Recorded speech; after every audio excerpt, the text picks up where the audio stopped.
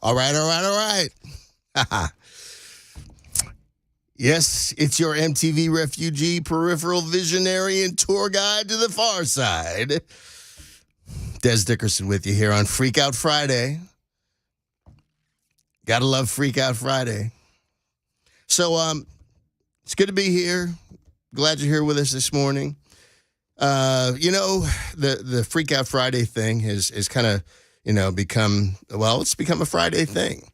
So, real quick, I'm going to give the ground rules on it. You can call in. Actually, the phone number, 615-737-9986. Or you can super text. But, come on. Let's respect the game and call in. Because it's more fun when you get on the phone and we get a chance to chat. But it's very simple. What freaks you out? That's it. What freaks you out? So you call in on Freak Out Friday and you just share, your deepest, darkest phobias. Whatever. What freaks you out? And there's a variation that I introduced a couple weeks ago. Last week, a couple weeks ago. Freaky Friday. If you want to, you can choose the alternate. You can choose the phone a friend. And you can just, for the Freaky Friday version, just share with us who you would like to switch places with. From the movie Freaky Friday. Who would you want to switch places with? That's it. So it's Freak Out Friday. Glad you're here. And even in the midst of all the fun, we still have one singular purpose, and that's to separate the Kool-Aid drinkers from the clear thinkers and to make America think again. That's why we're here. So, we got kind of an interesting sort of a cornucopia of content this morning.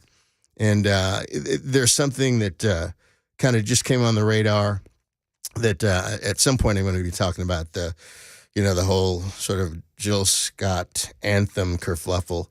But, there's also, and I haven't really, I was on air, I think the day that the news broke, but there's also this much more hyper-local thing of, some yahoos in Colombia where my family and I actually live that decided they were going to be like some sort of mini resurgence of the Klan, and they posted some flyers.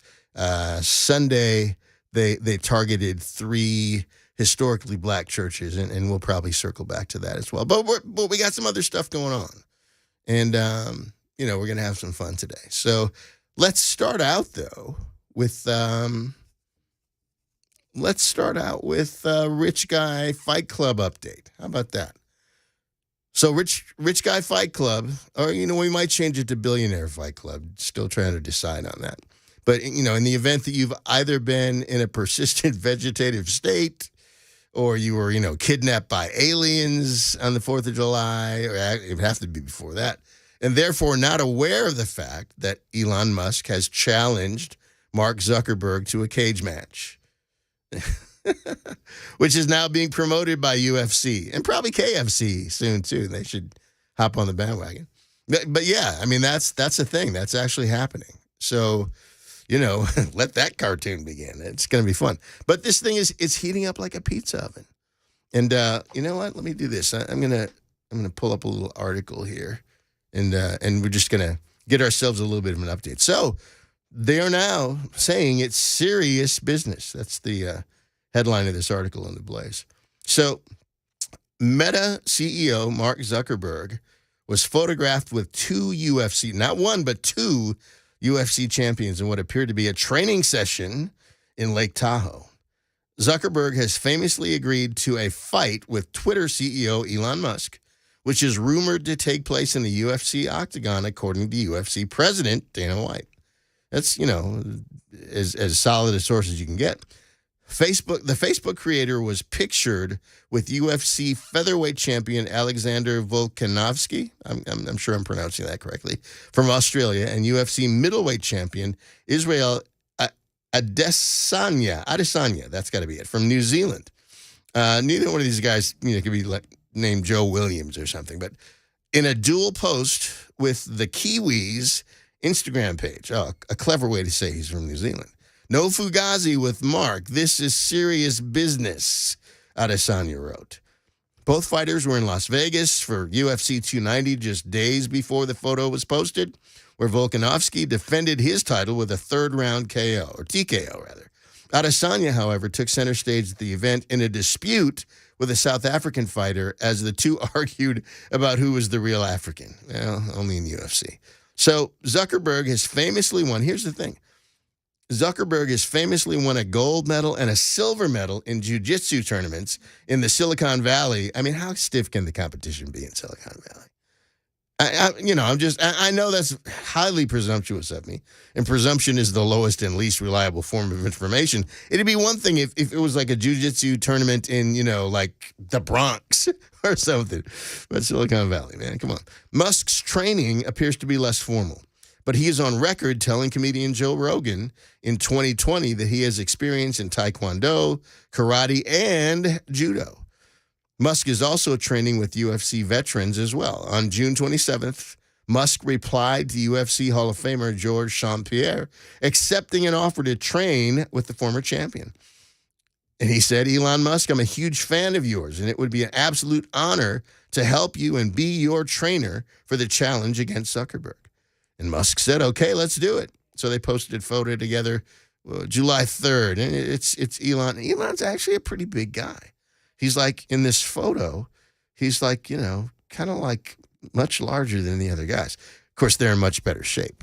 He looks a little bit like Baby Huey, and these other guys are all fighters. And, it's a little bit different thing. So Musk has increased his instigation efforts online since Zuckerberg announced a rival platform to Twitter, an app called Threads. Twitter reportedly threatened to sue Zuckerberg's Meta and alleged that Meta hired, quote, dozens of Twitter employees to launch a copycat application. On a Twitter post that claimed Zuckerberg's platform protects brand speech as opposed to Musk, who protects free speech, Musk replied with comedic insults toward the Meta chief. And then he goes on to some kind of childish sort of locker room stuff. And Zuck replied since to posts on Threads with, quote, concerning, which is a mockery of how Musk often reports in response to comments. He just uses one word, concerning. So there you have it. That's our Rich Guy Fight Club update. And, I personally, it's cool. But I think that right here in River City, we've got something just as compelling, because we have this thing going on between Dan Mandis and Matt Murphy. And I'm calling it the pickleball brawl. But, who needs the thriller in Manila when you got the pickleball brawl? So, it's much more relevant because it's right here, think local and act global, whatever that is. But the Rich Guy Fight Club, we'll keep giving you updates on that. But the pickleball brawl, I think you can even attend that. I might be mistaken, but, I don't know if you can, go on whatever app and place a bet, but it's going to be entertaining. That's for sure. I'm not doing it though, because I can't. I used to play racquetball and tennis and basketball and all those things, but my body has gone on strike, and there are components that have broken down over the last few years. But at any rate, so let's do this. Again, I'm going to give you the number, 615-737-9986. It is Freak Out Friday. Phone in with your freak out, and we want to hear from you. You can text it, but, it's not the same. You lose some style points if you text, so it's better to call. So got Mason today. I think Mac was kidnapped by aliens. I'm not sure, but we got Mason keeping it real in there. Doing my best back here. Oh, he's after it. He's on it like, Sonic in there. And we're having a good time. Yeah, it's been about a week since I've been back here, so I'm glad you allowed me to be in your presence for sure. Well, it's good to be on with a fellow utility player. I'm like the guy who's on the fringe of the 53-man roster, but not active. He's not active every game. But, he gets called up And he keeps the mental reps up, and stays in his playbook, so he's ready to get out there. That was a really long way to go for that analogy, but anyway. But I love football. We love it. We love it. Any chance to talk about football? So here's what we're going to do. We're going to take a break, and when we come back, who knows what's going to happen, because it's Freak Out Friday. Dez Dickerson, be right back.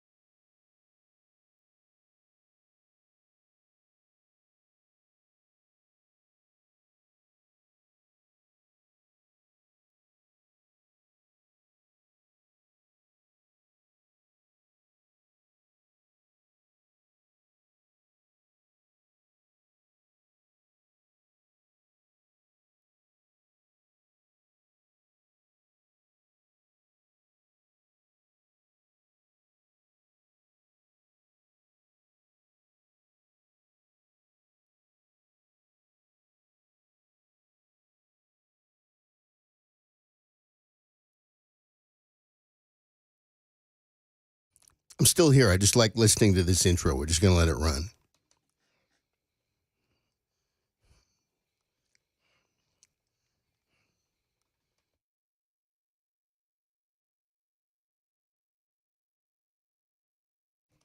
All right. See, that's what I'm talking about. Now I'm ready to go. You got to get to the payoff. Super Talk 99.7 WTN, Dez Dickerson with you on this Freak Out Friday. Glad you're here with us. And we are indeed ready. We are ready to rumble. Although I don't think you can say that. I mean, I think someone found a way to get copyright, I think, on the phrase, which is crazy. How can you copyright a phrase? But at any rate, glad you're with us. We're gonna take it. It's Freak Out Friday, and you know what? Hit me with the theme real quick. I know I'm throwing a curveball, Mason, but hit me with the Freak Out Friday theme real quick. Let's.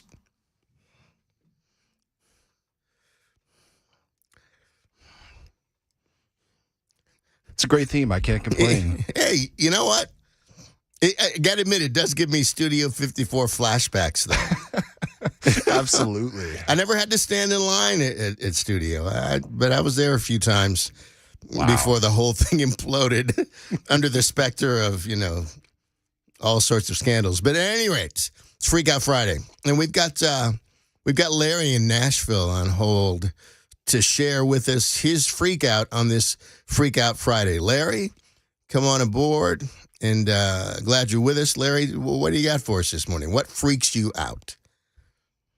Man, I appreciate you taking the call, and I'm so glad to hear your voice. What freaks me out is this AI, this artificial intelligence, and what Kamala's been thinking she knows about it. I'm in the tech industry, and she don't know anything about it. That's true. And it's a very, very interesting time we're living in with what's coming.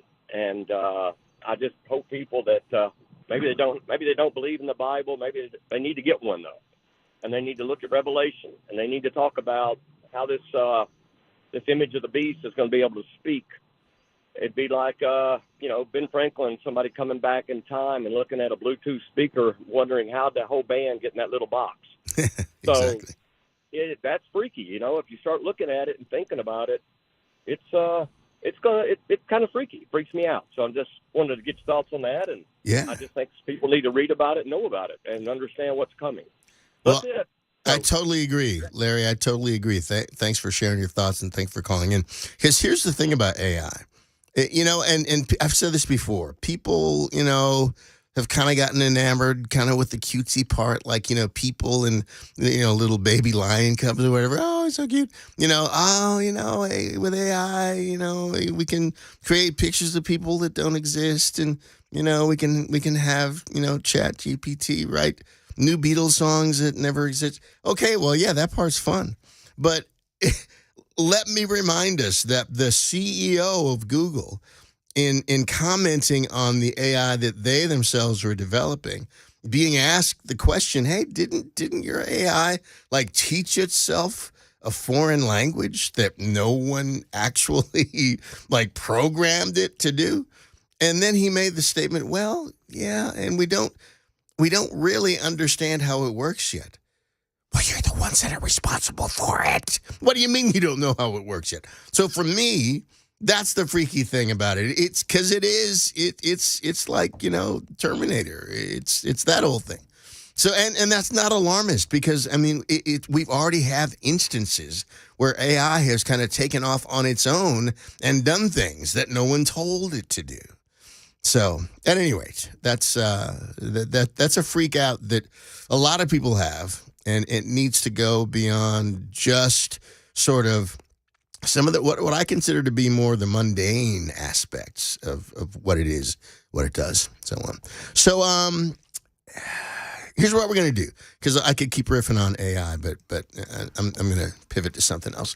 So, before we hurtle headlong fully into the frivolity, I do want to pivot to some more serious things for a minute. I shared a case study Tuesday regarding kind of the hateful responses that we've seen to the film Sound of Freedom. Obviously, been an incredible groundswell of support And it was a surprise even to the Angel Studios folks who put the film out. But I have to remind us that anything we celebrate, the cohort will denigrate.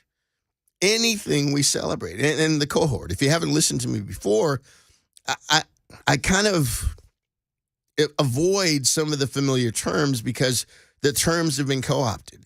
So I don't talk about the woke. I don't talk about, the left. I don't talk about liberals. I define them as the unreality cohort because we're not in the age of right versus left and red versus blue and Democrat versus Republican anymore because all the language has been contaminated. It is reality versus unreality. That is the moment that we're in. So the cohort of unreality, the knights who say ni, they will always denigrate whatever we celebrate in a knee-jerk fashion. Doesn't matter what it was. Doesn't have to be well thought out. Doesn't even have to make sense because that's the other mistake that we make as clear thinkers. Not conservatives, not Republicans, clear thinkers, is that we expect that we can convince people to see reason. No, we can't, because you can't reason with unreasonable people. So I've spoken to you many times about the shift in Western culture from our former standard of civil disagreement to its present state.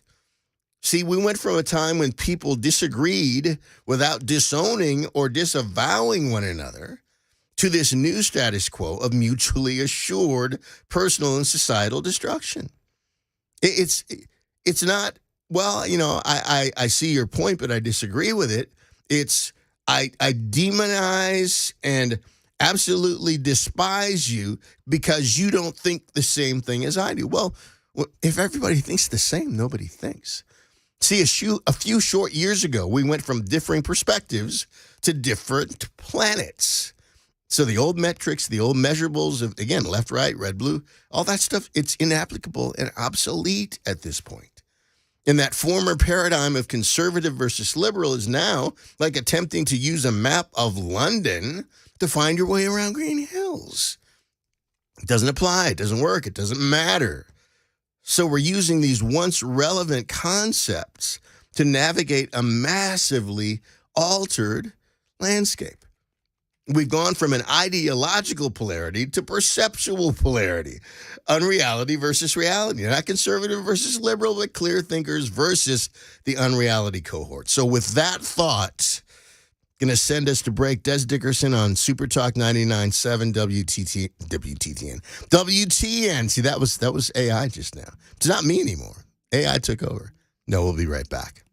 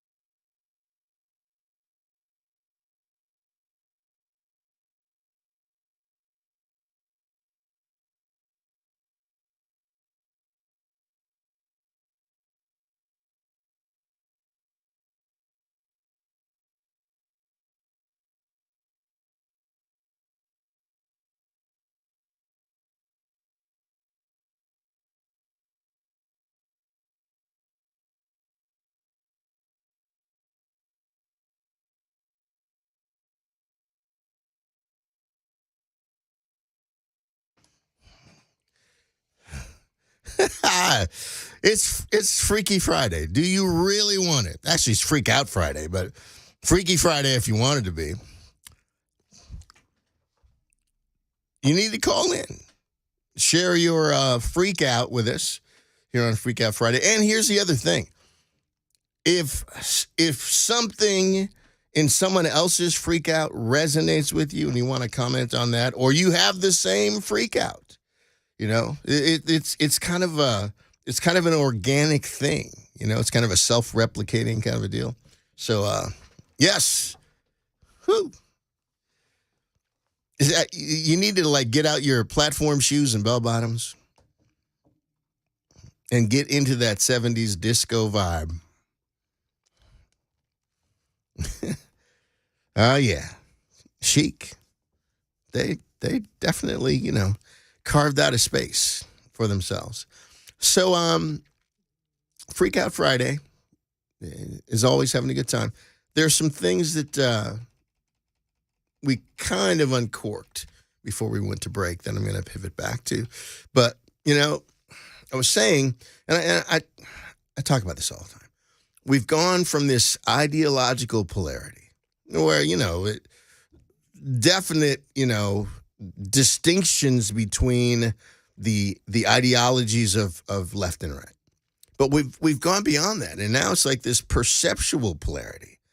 And there's this disconnect and this dissonance between reality and unreality. And that's a far more insidious thing. So a number of years ago, it began to occur to me that, wait, this really feels familiar. Where this thing is going, where it's gone beyond reason of any kind. Because, again, there was a time when, and I've talked about this, I had friends who were just diametrically opposed ideologically. And even in terms of core values, whatever, to where I was. But we loved and respected one another. And we could have deep and what seemed to be even heated debates and disagreements. But at the end, hug and have a beer, whatever. You know what I mean? But that's gone. I mean, and I have friends, people who I dearly love, people who I've known for decades, who decided, because their adherence of this ethos of mutually assured destruction, that just stopped and cut off all communication. There was no confrontation. There was no conversation. It was just all of a sudden, I don't hear from them anymore. Or I notice, oh, wow, man, they blocked me on Facebook for whatever reason. So, and we know the reason. But it occurred to me a while back, all that said, that the unhinged and unqualified hatred of the cohort sounds and feels a lot like pre-civil rights America did. I kept having these deja vu flashes. And it's that's what it is. As I've shared before, I lived the first 9 years of my life in pre-Civil Rights Act America.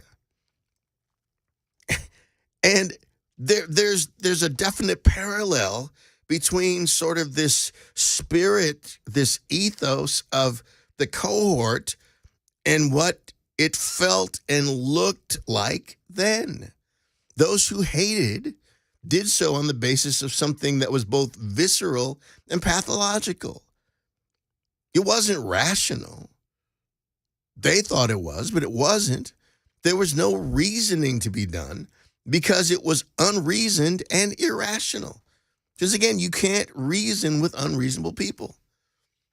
So today, in spite of the unsupportable claims of the post-baby boom left, America can no longer credibly be accused of being a racist nation. And we're going to kind of pivot to something in that vein here in a minute as well. But yet, the same kind of blind, hateful rage that I saw in the faces of hateful people and heard in the words of bigots and haters then, as a kid, trying to wrap my head around that.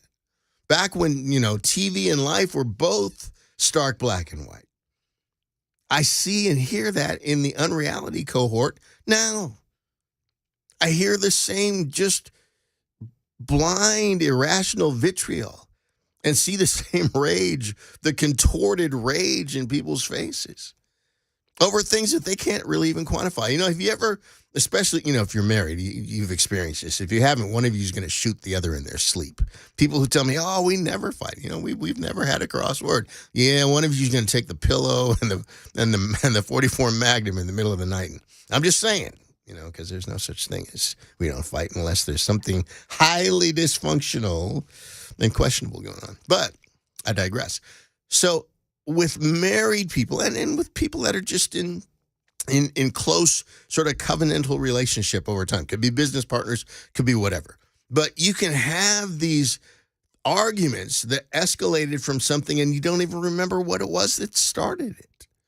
Well, I believe most of the folks that are the true believers with respect to the cohort and the ideology, if you could stop them long enough to get them, wait, can you tell me, what are you so angry about?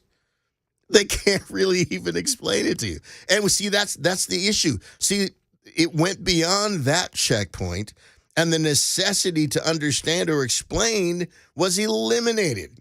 It's like, it's not, Lucy, you got some splaining to do. Splaining went out the door. And they call it something else.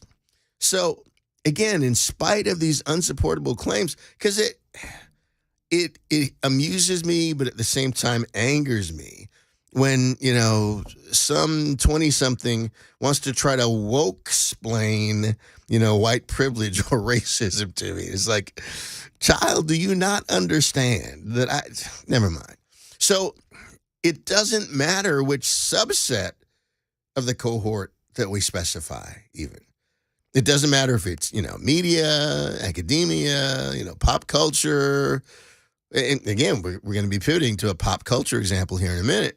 The irrational hate and rage is the same. So the unreality cohort and all its sort of demonized and marginalized tactics are indistinguishable from Bull Connor with his attacking police dogs and fire hoses in Birmingham in the early 60s. It's the same thing. When you see Trump derangement syndrome, it's the same thing. When you see, people like blocking bridges so traffic can't pass, and then, spoiled kids that live in their parents' basement with, black ski masks and umbrellas, it's no different. They just don't have fire hoses to use. So again, as a young black kid growing up in that decade, already trying to navigate the maze that is just growing up, period, I was also doing what I could with the help, thank you, Jesus, of two great parents to get my head around why they hated us so. You realize fairly quickly, look, it's not something you did. And it's not even really something that you are, because they don't know what you are. You don't know me.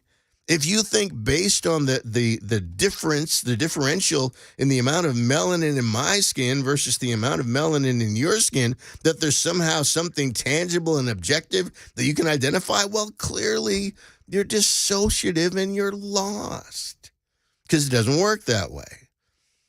So for me, the day that I realized I didn't need to understand why they thought and did what they thought and did, I became free.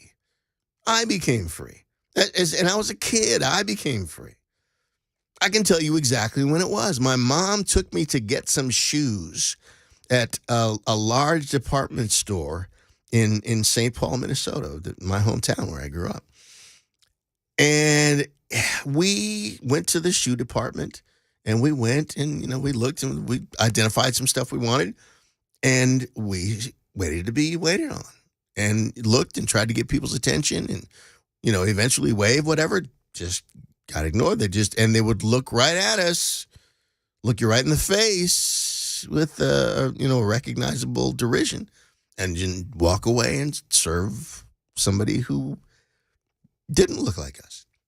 It was at that moment that I realized it doesn't matter why, because I know I'm okay. And I know that I have value. And I know me. They don't know me, but I do. So it didn't matter anymore.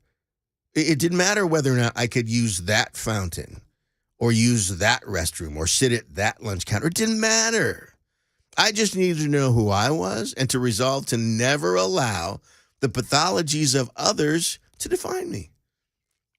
So I encourage all of you who are struggling with being hated and you don't know why. And this isn't a racial thing. This is a reality versus unreality. It's a clear thinker versus cohort thing. And you have people who have rejected you, and you've got family members who won't talk to you, and you've got crazy stuff that you've experienced that you've never experienced before, just because they have labeled you as one of them. Do yourself a favor. Stop trying to win the argument and refute the accusation. Instead, reject their presupposition and embrace reality as your vindication. You're the one that's the clear thinker. You're the one that's in reality. You win. You don't have to win an argument.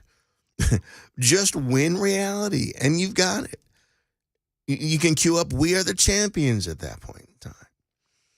So we're going to go ahead. We're going to take a break. When we come back, we're going to talk about this Jill Scott thing and, play the offending content and talk about it some, because this assumption, this accusation of racism that's being leveled and levied by a generation that really didn't experience the thing that they're railing against.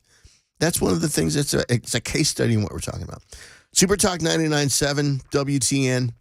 Dez Dickerson with you on this Freak Out Friday, and we will be right back.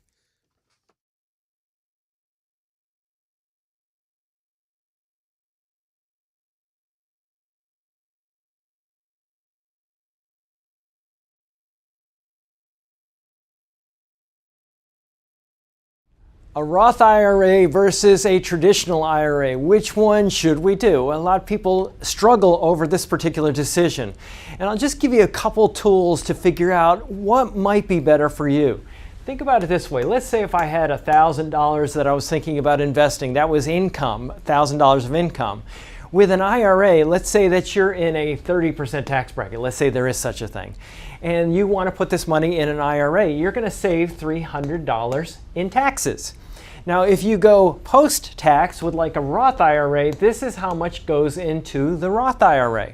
Now, let's say that later on down the road, we have this money and it didn't grow at all, just to keep the math really simple. And let's say that at some point in the future, you're in a lower tax bracket, because the way our tax system works is that your first income is taxed at a really low rate, and then you get up into higher rates, 10%, 12%, 22%, and so on and so forth. It gets higher. If you're earning income and you're at that particular tax rate up there, you might want to avoid that tax rate right now and take the income at a later point in time when you're in a lower average tax rate. Now let's say that you're in a 10% bracket down here when you pull the money.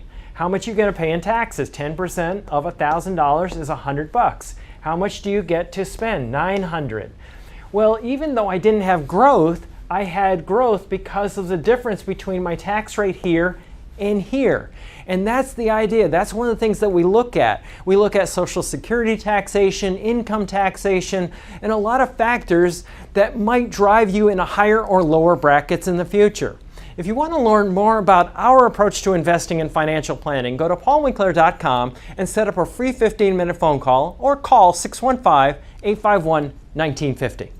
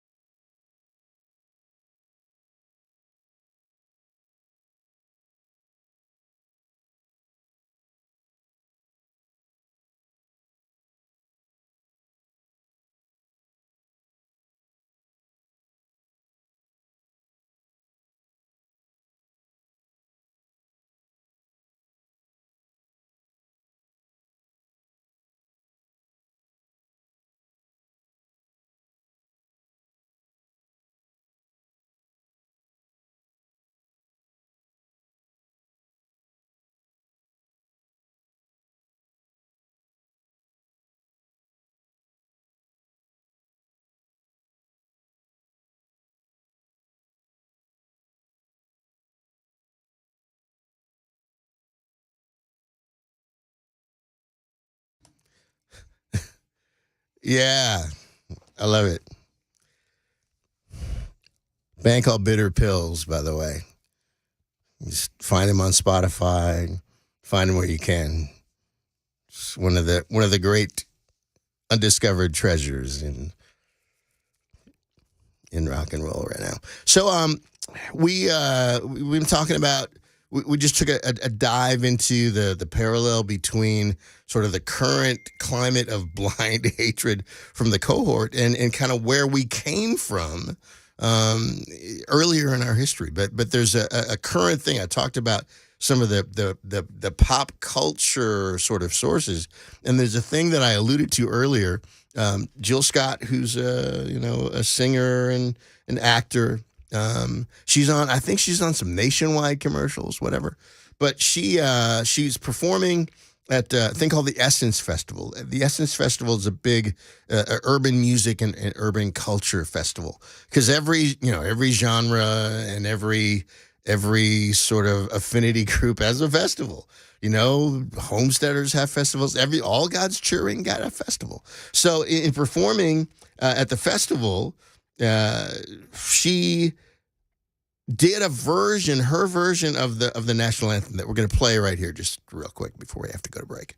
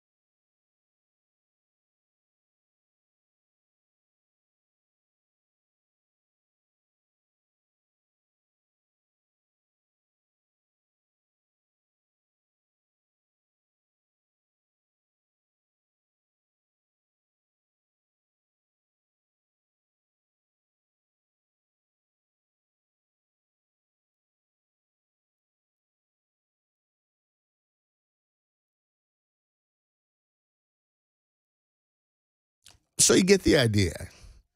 I don't think we have enough time to play the entire rendition. But again, it fits right in with what I was saying earlier, that in spite of the unsupportable claims of the post-baby boom left, and she's a little older. She said she's 51 years old. But we can't credibly accuse America of being a racist nation, although the cohort is committed to it. And I wonder if Nationwide is still going to be on her side after that. At any rate, Super Talk 99.7 WTN, Dez Dickerson with you. Glad to be with you. We're rolling into the second hour. We'll be back in a moment. Freak Out Friday. Call in.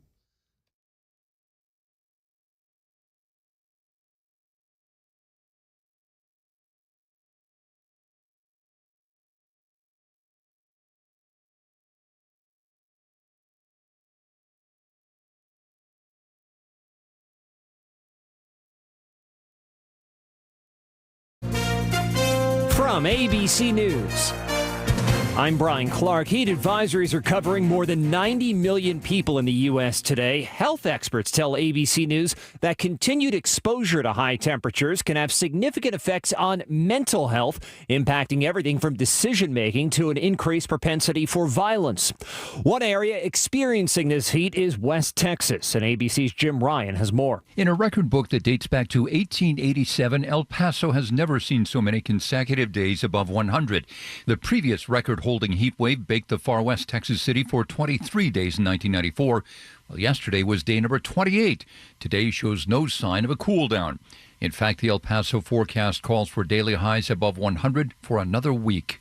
The heat is not going to stop actors from picketing today in New York City and Los Angeles. SAG-AFTRA members went on strike, and President Fran Drescher, announcing the strike Thursday, said there were no other options. We had no choice.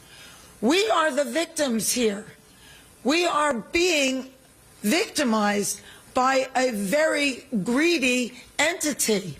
Actors want more pay and protections in their next deal with studios and streamers. Bob Iger, the CEO of Disney, the parent company of ABC News, said their demands are not realistic. On New York's Long Island, a man is under arrest in connection with a series of killings in the Gilgo Beach area more than a decade ago. This man lives on the same street as the person now in custody. He's been a quiet guy, and we just say hello in the mornings and afternoons, pleasantries, how you been, blah, blah, blah, nothing special, and we never associating in any way, really much. Suspects due in court later today. President Biden's re-election campaign says it's raised $72 million since he announced his re-election bid. Many Republicans vying for the nomination are in Iowa, where the governor is expected to sign a bill into law banning abortion after 6 weeks. You're listening to ABC News. Have you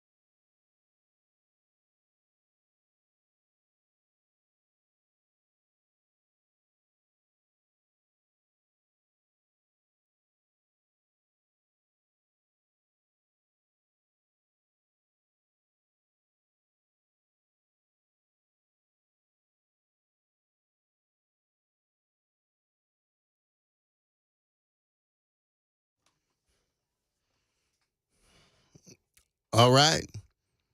We're back. And I'm staying whether or not you want me to, at least for another 2 hours. It's hard not to just sit and just want to hear this whole song. It's such a great, great groove. Great lyrics. All right.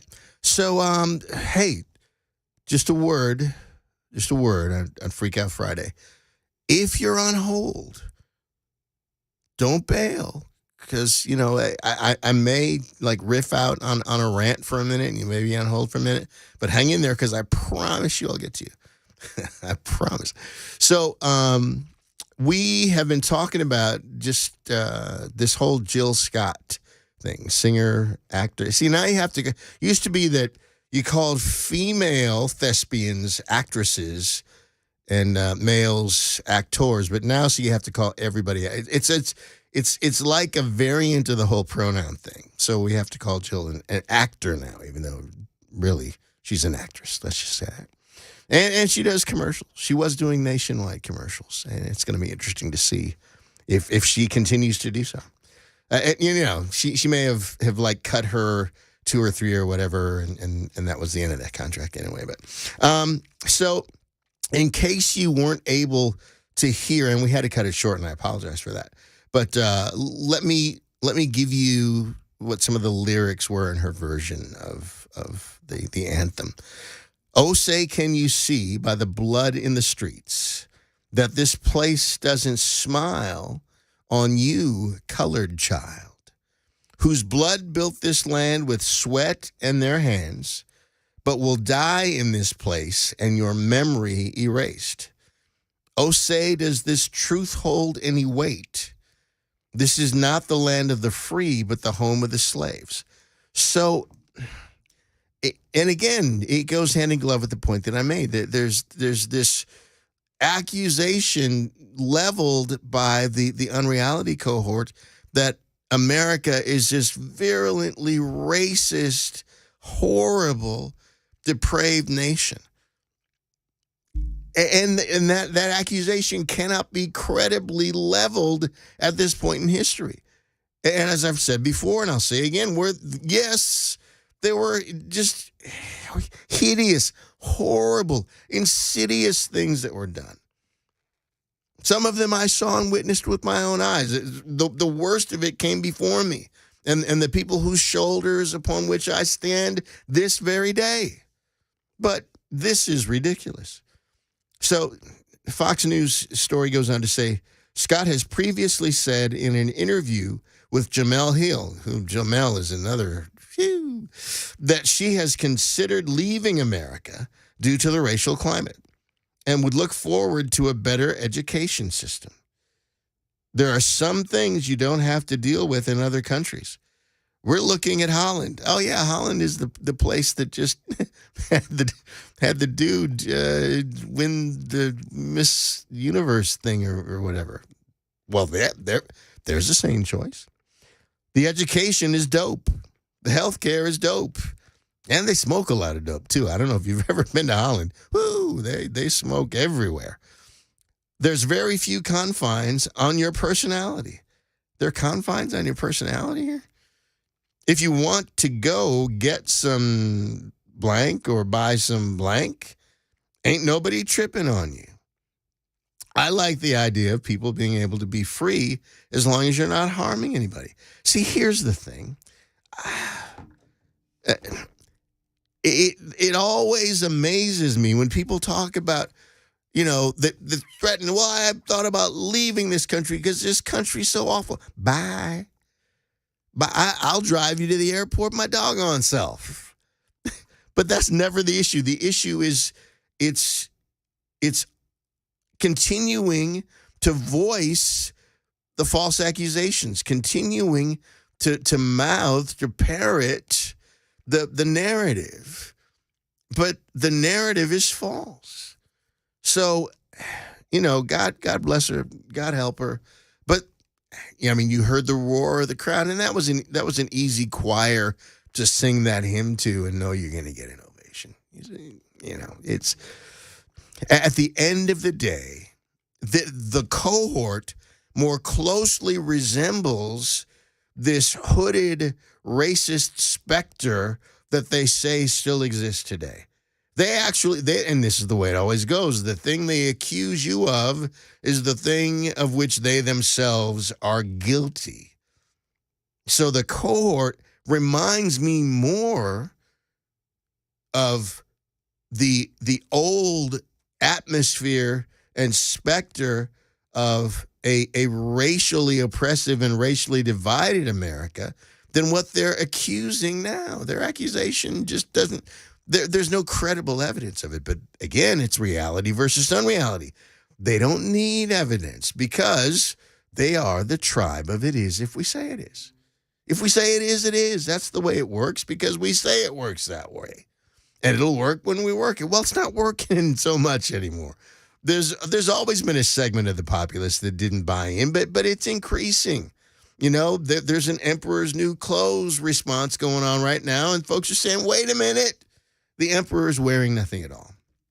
So we're going to pivot to another one of my favorite people, Auntie Maxine Waters. Auntie Maxine, you know, I made the comment Tuesday on the air that, I wish Tyler Perry would relent and make more Medea movies, but if he doesn't, we still have Maxine. Because Maxine sometimes reminds me of like Medea Goes to Washington or something like that. It's like it's the lost Tyler Perry film, Medea Goes to Washington. But Auntie Maxine wants everybody to kneel, to bow the knee to ESG. What's ESG, you say? Well, I hope you know, not MSG, ESG stands for Environmental, Social, and Governance. And it's a set of standards created by, Klaus Schwab and some just really gnarly people from which they derive a scoring system. If you haven't already, you need to learn all you can about ESG scoring and about the broad implications of it. So, at any rate, Auntie Maxine proclaimed in an interview on CNBC that America needs to bend the knee to ESG. Mason, do we have that cut? Do we have Maxine's interview on CNBC? If not, I'll tread water until we get to it. What I could actually do is pivot to something else. Sorry, I got it right here for you. Oh, awesome, cool. Here we go. Here's Maxine in her own words.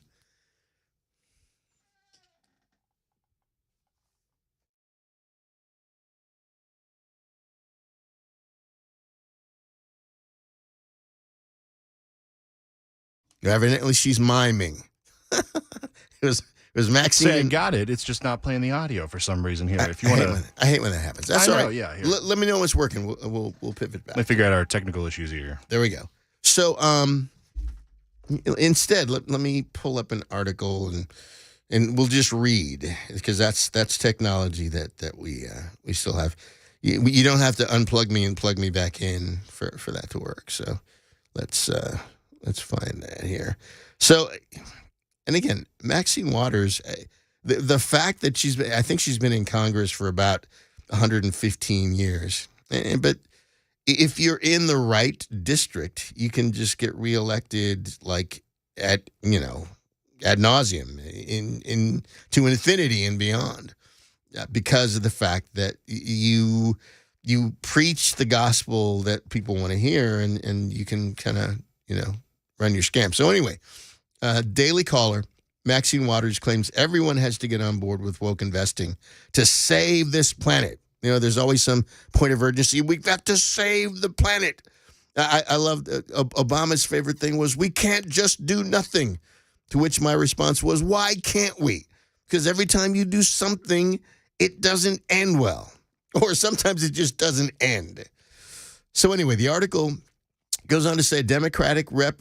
Maxine Waters of California claimed Wednesday that, quote, everyone had to start backing ESG considerations in investing in order to save the world.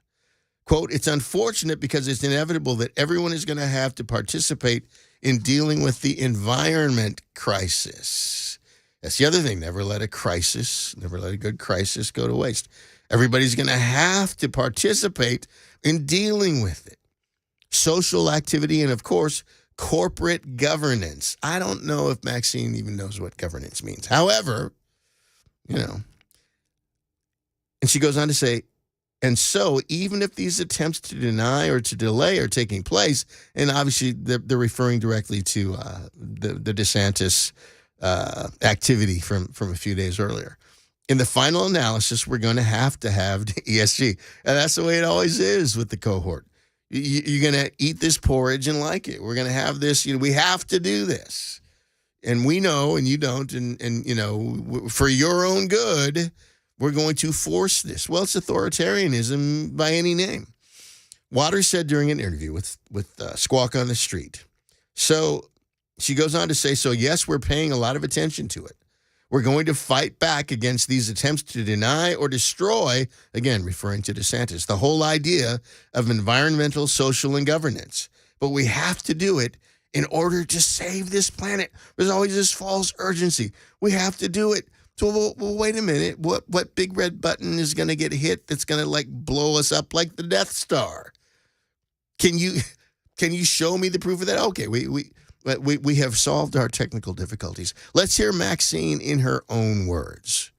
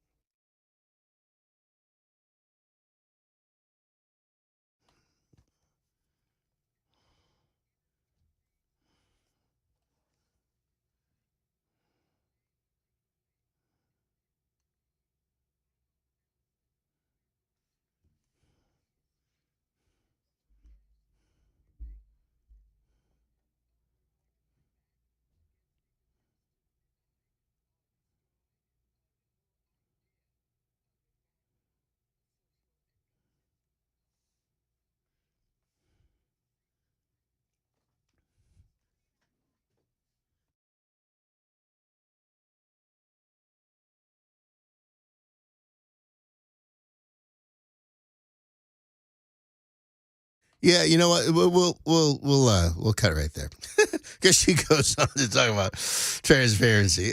That's the other thing. Well, we're going to be the most transparent. That means we're going to lie more than anyone and hide more things than anyone has ever gotten away with. So there you have it in her own words. The article goes on to say that environmental, social, and governance, ESG, it's also known as sustainable investing. And it's not just about investing. That's the place where they were able, from their perspective, and it's in an evil way, it's a brilliant strategy. That's where they could get traction. That's where they could get a foothold because they could use economic power to kind of hold this sword of Damocles over the heads of corporations to force them to bend to their will with respect to this agenda. Because if you start to mess with people's money, with access to capital, all those kinds of things, then people become amazingly compliant in certain quarters. So known as sustainable investing, according to the Corporate Finance Institute, can factor in corporate policies on gun control. Oh, well, if we're going to continue to supply your line of credit there, company XYZ, well, then you're going to have to fall in line with respect to gun control, with respect to your policies and the public face of your policies. Or you're going to have to stop doing business with, Smith & Wesson or whoever, or we'll just, cut off your line of credit. Environmental issues, abortion or other issues, in addition to or instead of strictly looking at a corporation's profitability. So what it becomes is, well, part of the ESG scoring is, how are you on the environment? Is your company green? Are you dancing to the right sustainability tune? Or, do you require your company to adhere to a strict pronoun policy? And it can go on and on and on. So critics of ESG pointed to crises in Sri Lanka, which banned chemical fertilizers that resulted in a 50% drop in crop yields in 2021, and Ghana, which suffered blackouts. And you could go on.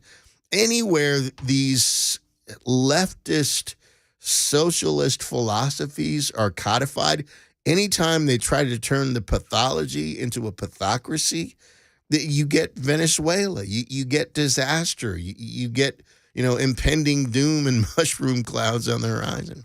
So it doesn't work. So here's what we're going to do. We're going to take a break. It's Freak Out Friday. We look forward to hearing your phobias. Dez Dickerson with you, Super Talk 99.7 WTN. We'll be back in a moment.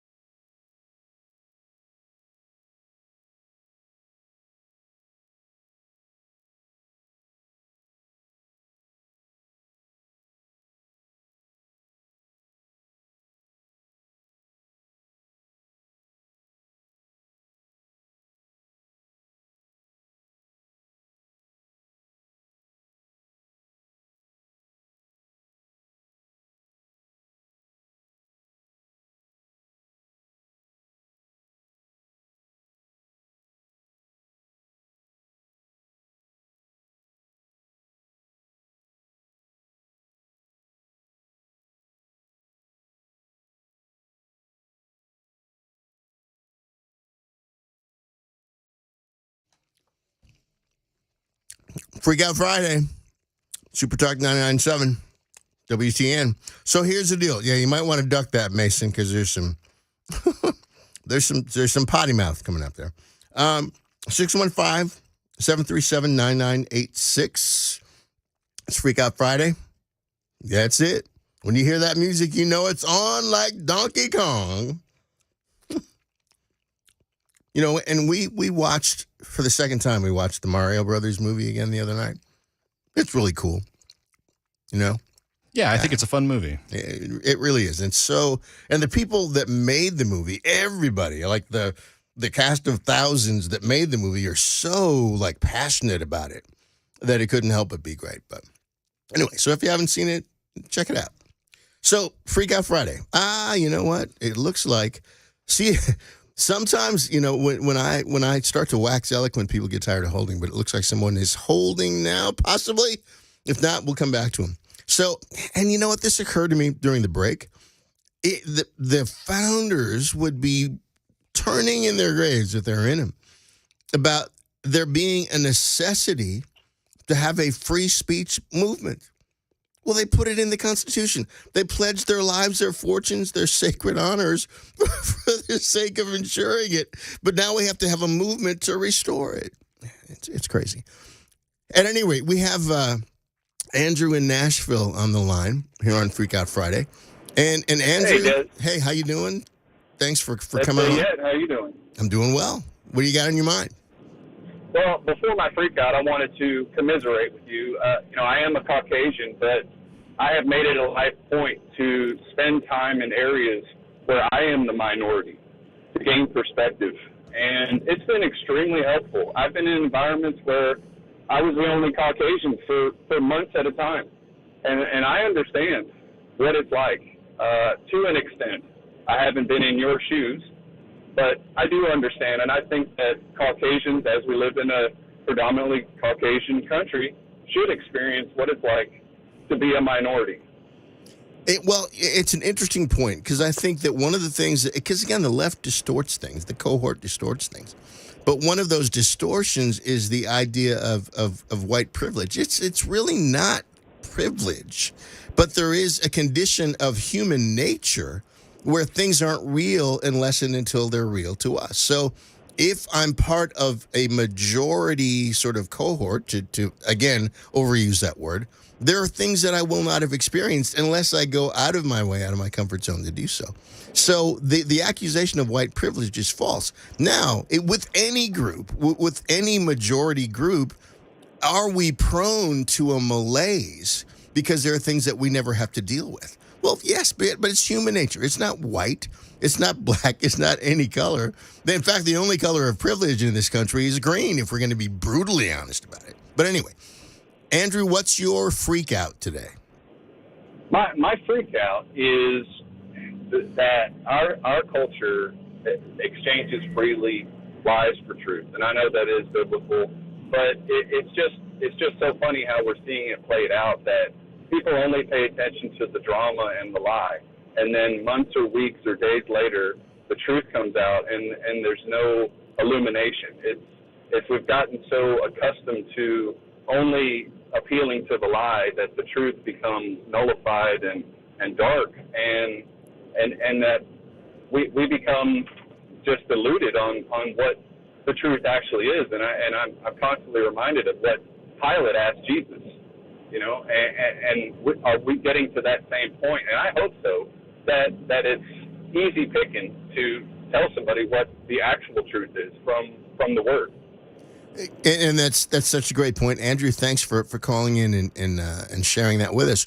You know, here's what it comes down to: if you don't have an objective standard, if there's not an irreducible minimum of this is true, and anything outside of this is false. If you don't have that, if you don't stand for something, you'll fall for everything.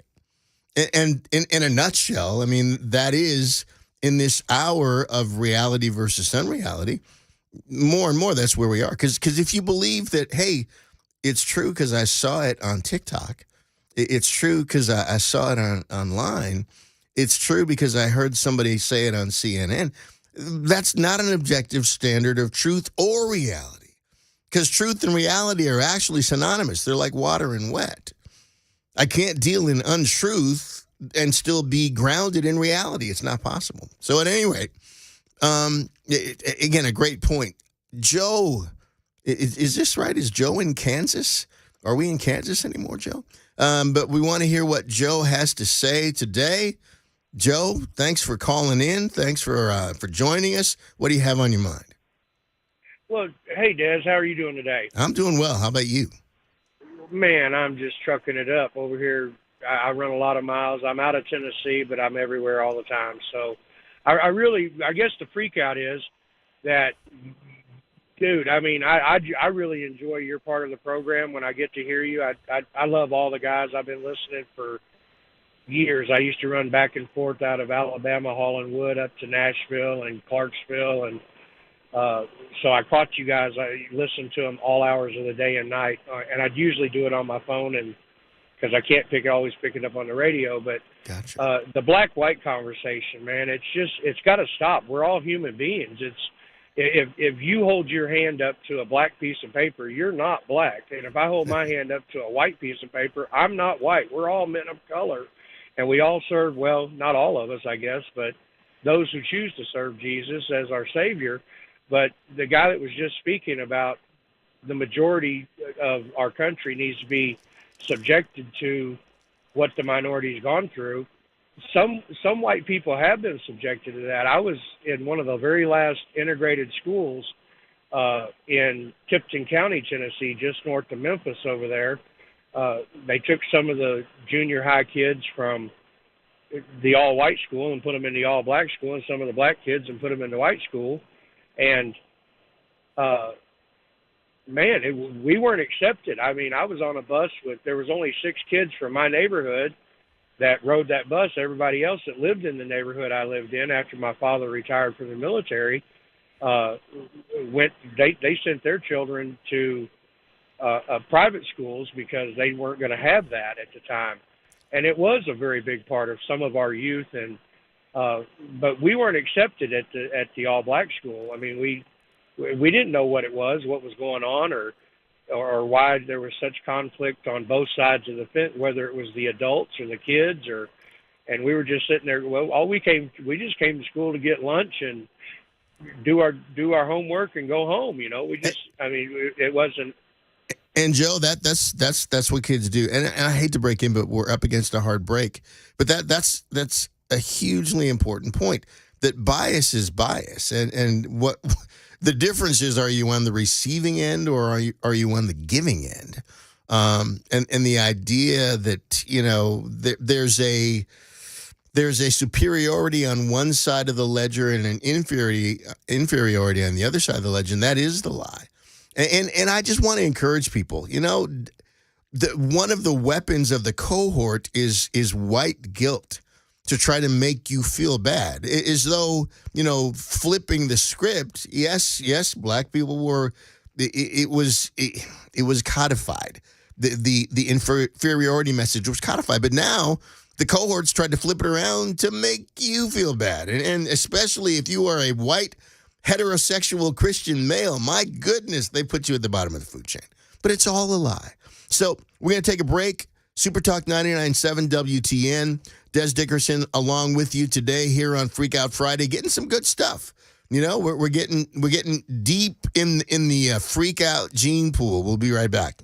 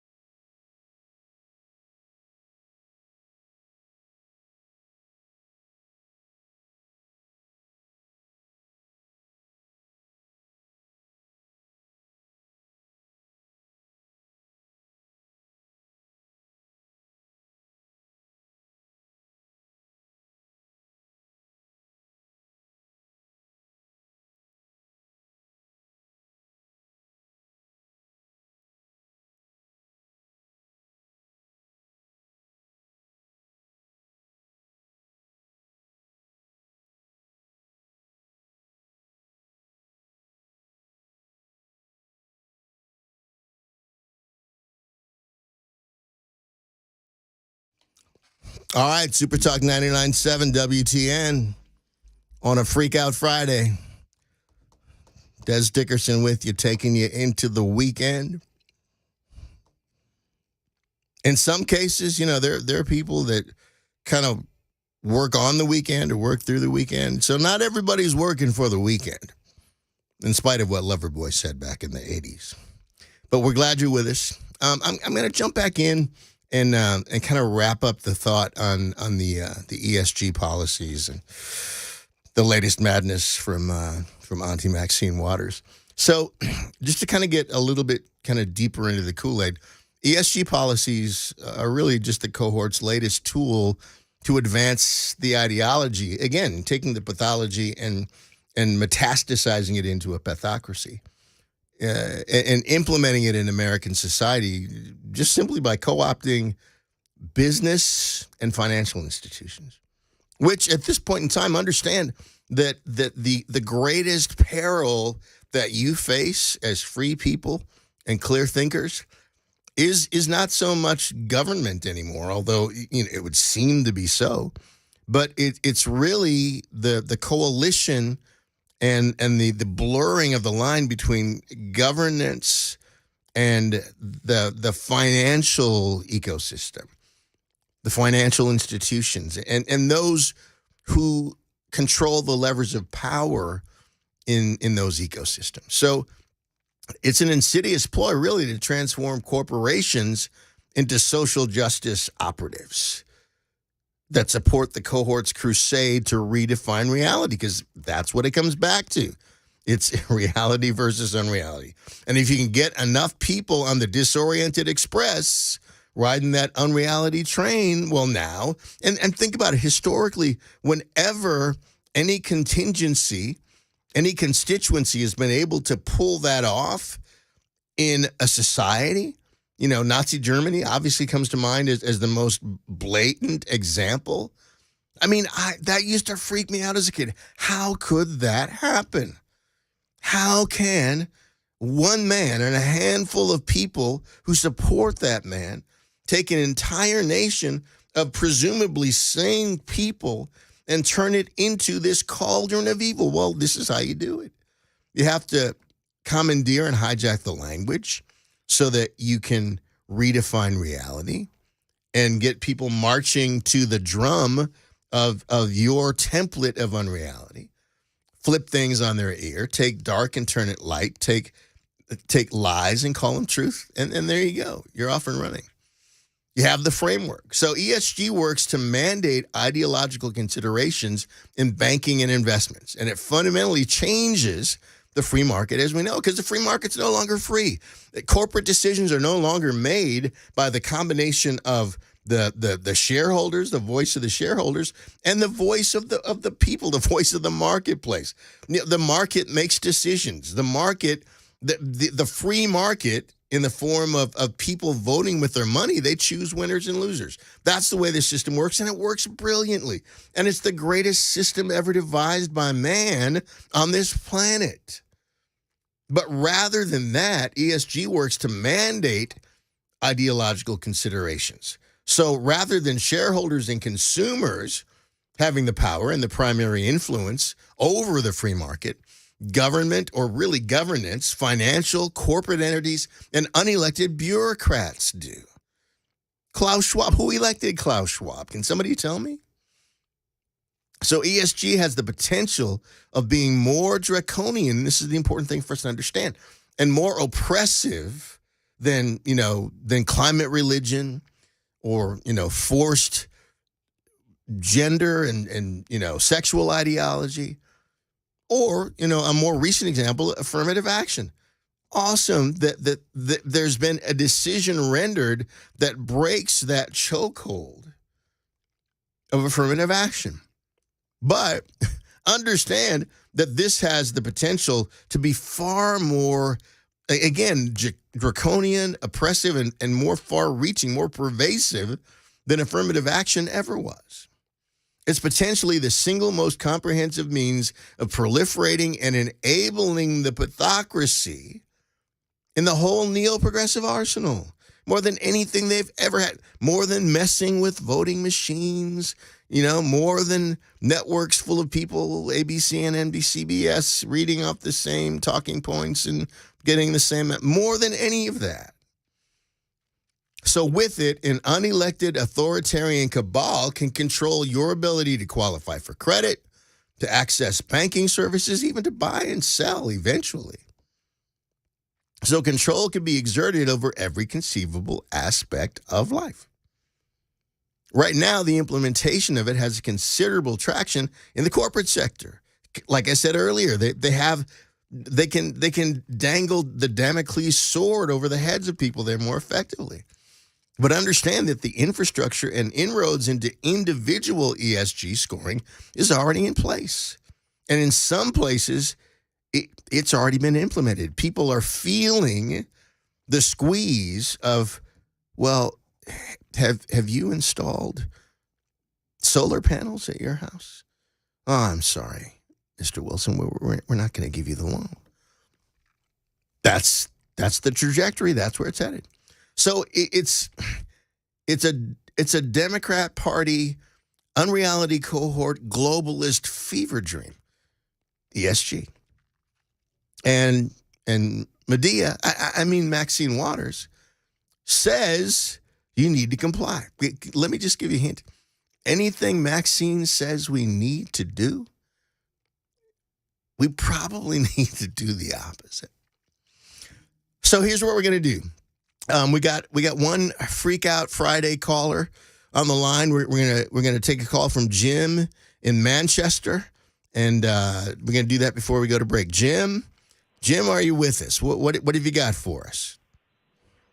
Hey, Mr. Wilson, I really appreciate listening to you. You've got a better grasp on this than anybody I've heard before on the radio or TV.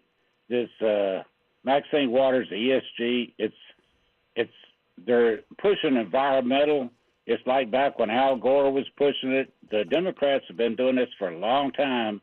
And what it is you don't even say the word, but you should. It's socialism. It's pushed towards socialism. The control of our governments and corporations, major corporations, they can, and the financial institutions, if the government can control them, the next step is to control the individual, who will have to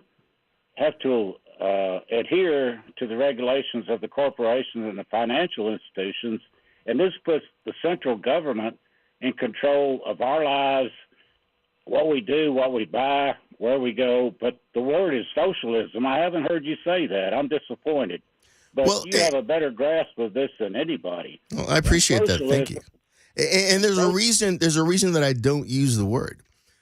Like a lot of the words, and I've talked about this on the air, a lot of the language has been co-opted and distorted by the left, by the unreality cohort, to the point where it's like the words don't have the same weight that they once had. And in fact, with some people, they have managed to so turn it upside down and backwards that you say tomato, but they hear tomato.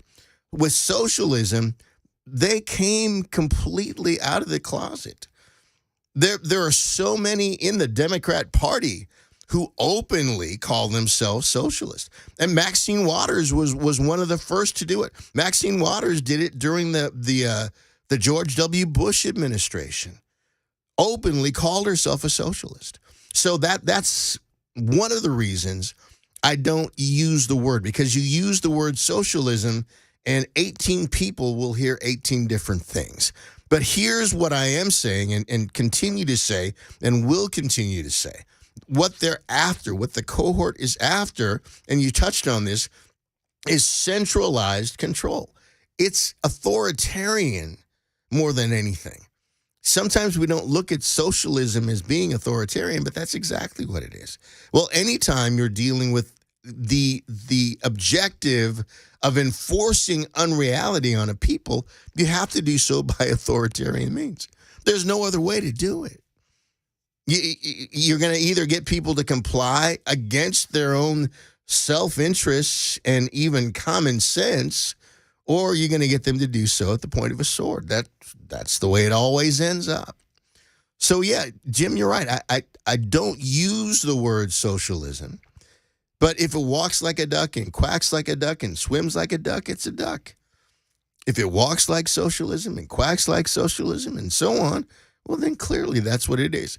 But we need to perfect and to hone a new and more specific language, because the complete and focused and pointed agenda of the opposition has been to undermine and blunt language.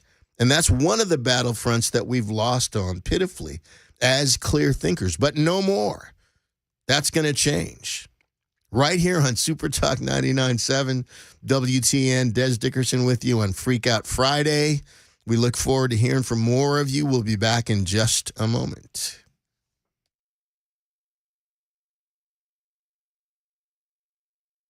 A Roth IRA versus a traditional IRA. Which one should we do? A lot of people struggle over this particular decision.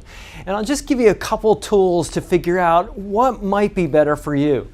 Think about it this way. Let's say if I had $1,000 that I was thinking about investing, that was income, $1,000 of income. With an IRA, let's say that you're in a 30% tax bracket. Let's say there is such a thing. And you want to put this money in an IRA. You're going to save $300 in taxes. Now, if you go post-tax with like a Roth IRA, this is how much goes into the Roth IRA.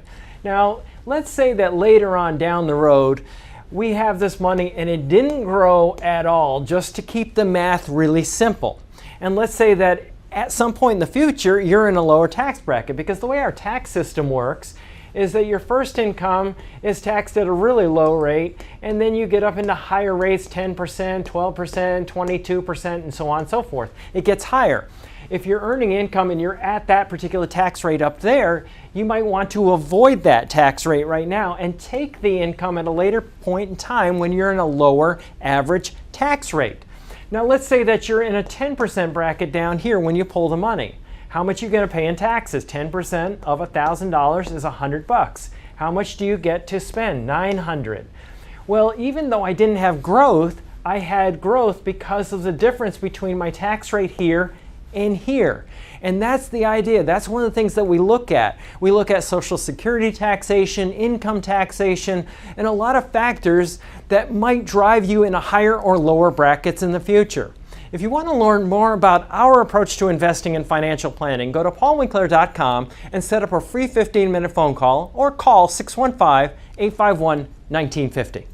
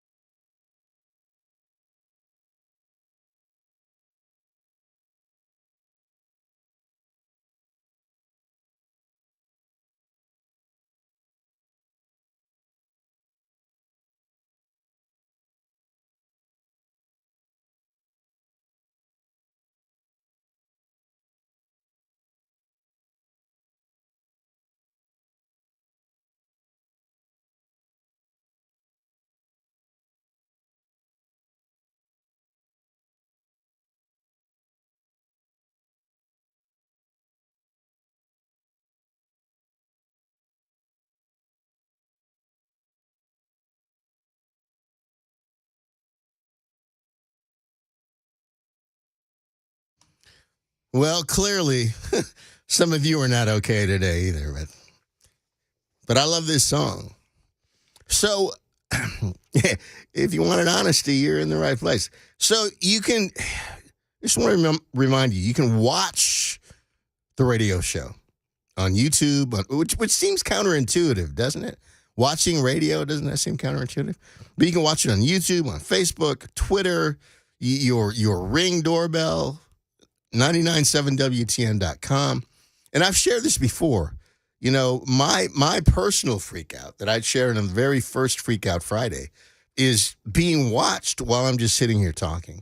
You know, the kinds of movies, that genre where, you know, people are being stalked or something and the babysitter is feeling like somebody's watching her, but she doesn't, you know, kind of have the whole thing. It's that kind of creepy, crawly thing. Not to that extreme. And the question was posed to me. I think it was Bell posed the question. But how can you have made your living for all those years playing in front of thousands of people? And see, that's a different deal. I'm up there for the purpose of being watched. That's a whole other thing. Television, I don't have a problem with any of that stuff. But if I'm focused on talking, but people are watching me while I'm talking, that's a different thing. So anyway, in that regard, I'm just being as transparent as I know how to be. I'm just trying to be like Kamala and Joe, and I'm just being transparent with you.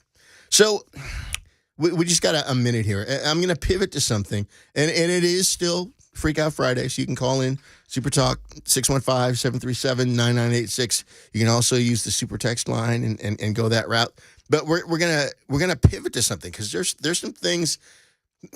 One of the key things that I teach my students, my kids, folks in our church, anybody I have the opportunity, the privilege of influencing, is to discover, discern, and quantify what you are.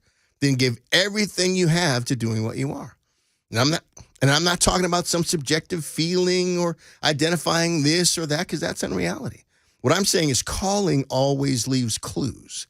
Do the forensic and the gumshoe detective work on the inside and uncover those clues. I'm going to go down this rabbit hole a little further when we come back as we wheel into the third hour. Super Talk 99.7 WTN. Dez Dickerson with you. We will be right back. I guarantee it.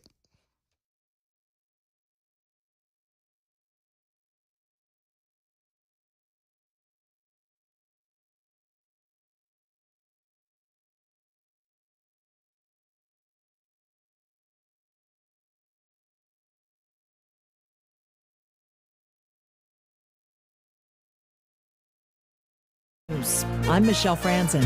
Police on New York's Long Island announcing an arrest in the Gilgo Beach murders. The bodies discovered more than 10 years ago and the serial killer case never solved. Suffolk County Executive Steve Ballone commending investigators. We have never stopped working on this case. There are police officers, Suffolk police officers, who started working on this case who have retired now.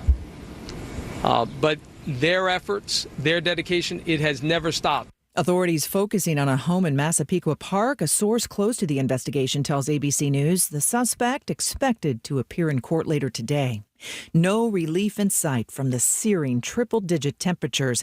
Texas and Arizona breaking heat records, and now scientists are noticing those soaring temperatures both on the land and in sea. ABC's Matt Rivers is in Phoenix. Even in the ocean, the global ocean now experiencing a severe heat wave, 40% of it. The waters off South Florida hitting a shocking 98 degrees that threatens the coral reef there. Look, climate change means these heat events are going to last longer and be more intense. Hollywood coming to a standstill after TV and movie actors and writers set off a second strike within the entertainment industry, the biggest in 6 decades. ABC's Matt Gutman is in Los Angeles. No lights, camera, or action in Hollywood. SAG-AFTRA, the union representing some of the biggest names in film and television, is officially on strike. Overnight, the cast of Oppenheimer leaving before the screening at the UK premiere to support the strike. Weeks of intense negotiations with major studios broke down, with the actor's existing contract expiring early Thursday morning. Sticking points remain over pay in terms of how artificial intelligence is used. The union called current offers unfair. Studios and producers say they've offered a generous and historic deal. You're listening to ABC News.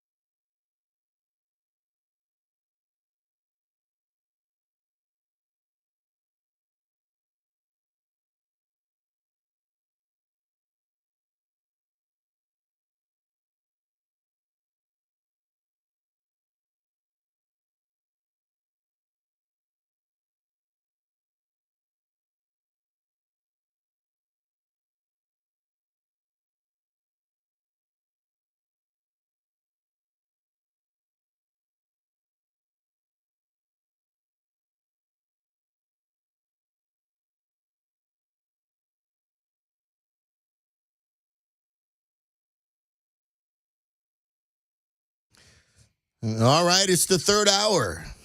Where all heck breaks loose. Not really. But it is, it is fun. The third hour of the show on a Friday. It's always fun. But, there's that sense of flying without a net. And I'm going to continue in this vein of being transparent. In my vast radio host experience, this is like my 13th show. Seriously, ever. But in my vast experience, early on, one of the things I found is 3 hours is a lot longer than you think. So, I've kind of learned some things about how to navigate it and how not to bump the microphone, how to, kind of pace yourself and, how to hydrate and, all that stuff. But, one of the things that the third hour kind of gives is a sense of, okay, we're rounding the clubhouse turn. And, if there's something you've been kind of holding in your back pocket, now's the time to put it out there, whatever. But also for you callers, this is the last call. We're about to get to hotel, motel, Holiday Inn time here. So if you're going to call in, 615-737-9986, now's the time to do it. So I was talking about, doing what you are. I mean, the one piece of advice that I probably share more than any other, and I wear a lot of hats. I'm a college professor and, pastor and dad and consultant and, I don't know, film director, record producer, whatever. In all of those areas, part of it is just trying to give people sort of actionable wisdom that they can not only utilize transactionally in the moment, but going forward in life. And one of the best pieces of not just advice, but it's a principle to live by.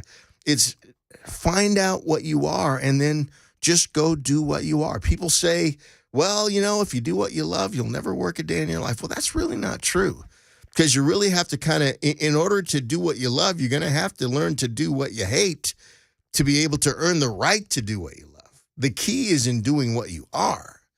So calling in that regard, calling always leaves clues. Just follow the clues and find out what you are.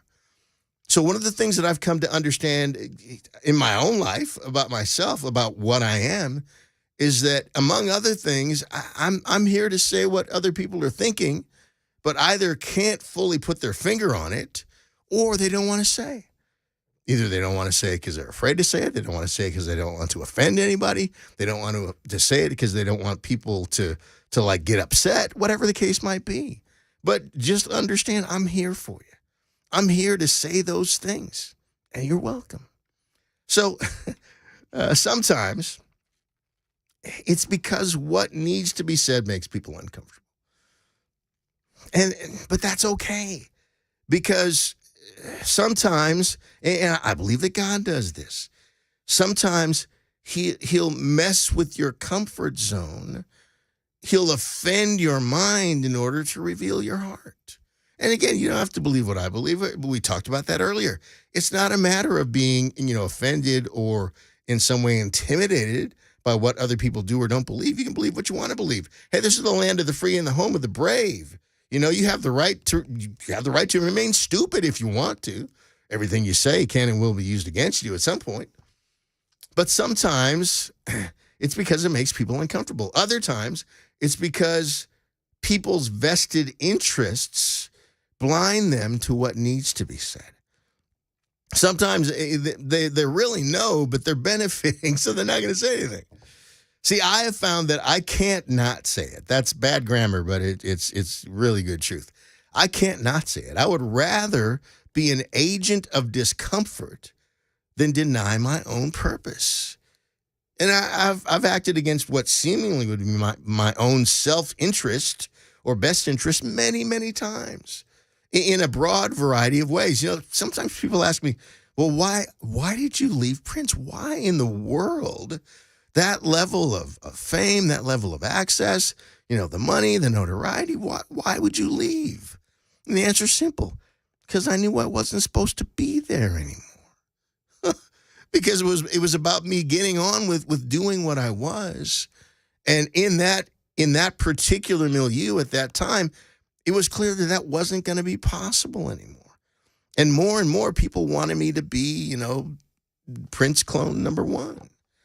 I was offered record deals and everything else. Hey, all you got to do, if you just deliver us a record that sounds like Prince, they're throwing money, they're throwing babies, whatever. But no, I'm committed to doing what I am. And I don't care about anything else. I don't care what you offer me. I don't care what you throw at me. So I've shared with you many times that I've lived in the Nashville area now for 33 years. And next year, as of March 1st, next year, I will have lived in this area in Middle Tennessee as long as I lived in the place where I was born and raised. I will be at that exact null point in March of next year. For most of that time, most of the time I've been here, the outside perception of this place, of our town, Nashville in specific, was that we all wore cowboy hats and, that they were shoveling horse manure on Broadway like they plow snow in Minneapolis, And when I would tell people, hey, what, you still in Minneapolis? Or do you live in it? For some reason, people always thought I lived in L.A. Never lived there. Thought about moving there, but never lived there. And it'd be, no, I moved to Nashville. Oh, and then they'd start talking in some hideous wannabe Southern accent, and but there was the stereotype and the running joke.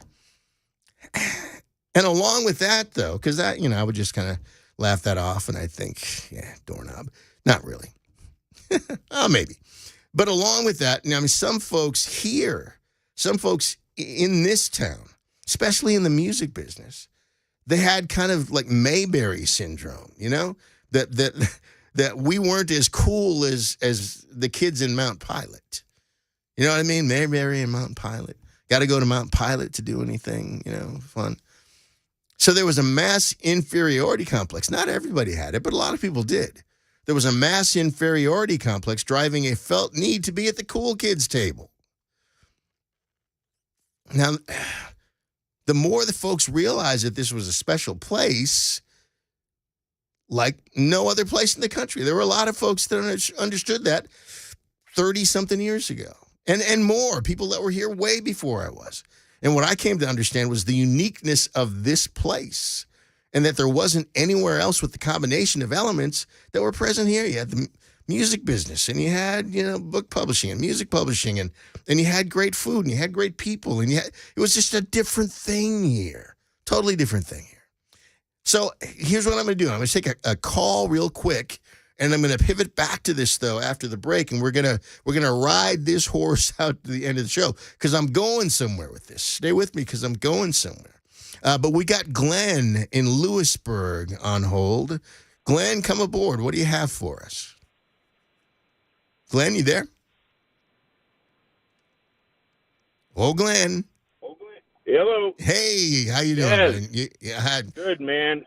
Good deal. I'm sorry. I was trying to navigate my my phone against the radio. I wanted to turn the radio off, but my phone was on anyway. I just wanted to tell you that I listened to you the first time that you were on, and I've listened to you quite a bit since, and I think God's up there smiling, and I say that with a little bit of mushiness, because he's got a child that he put on the earth that's doing what God needs and knows has to be done. Well, man, I appreciate that. And I think he's chuckling a little bit because he has a sense of humor. He said, I'm going to take... Well, I know... I'm going to take a doorknob and put him on the radio. He made me. There we go. Uh-oh. Well, we lost him. Are you back? I'm here. Okay, we had a little bit of a technology glitch, like the blip in the Avengers. But at any rate, but go ahead, Glenn. What do you got for us? Well, I mean, I'm just listening to you, and everything that you say is correct. If you want to be stupid, you can be stupid, and hopefully you don't want to be that way. But if you took a look, and I'm in my 60s, if you take a look how life has changed, I worry about my grandson because he's not going to know if things keep going. He's not going to know what it was like in the day. Yeah. He's going to grow up in a completely different world, and that scares me. And it should. And it should, though, spur us to action, to be proactive in being caretakers and passing it along. And Glenn, thanks for your call. Appreciate it. You know, if you've ever seen the film The Road, the Cormac McCarthy novel that was made into a movie, that's one of those films that everybody should see. And it's just dreary and depressing, but you need to see it because it speaks to something that we need to be aware. Hey, this is the thing. And this is the thing that could happen. This is where we're headed. But there's one of the characters, and I don't want to spoil it. I don't want to give it away. But there's this kid who's due to the circumstances of life and what's taking place in the storyline, he's alone, and I think he's about 11, 12-year-old kid. But the thing that his father had taught him was to keep the flame. There are people that have the flame on the inside, the fire. And he would ask people when he encountered them, do you have the fire on the inside? Well, but that has to be passed along. In that case, that kid's father passed it along to him. And you know that he was going to pass it along to his kids. Well, that's up to us. You know, and again, I'm not trying to hold Bible study today, but there's a scripture that talks about a good man leaving an inheritance for his children's children. And we could go ahead and pronoun that. A good person leaves an inheritance for their children's children. And I don't think that's always money. I think, in fact, the most important issues aren't money, wisdom.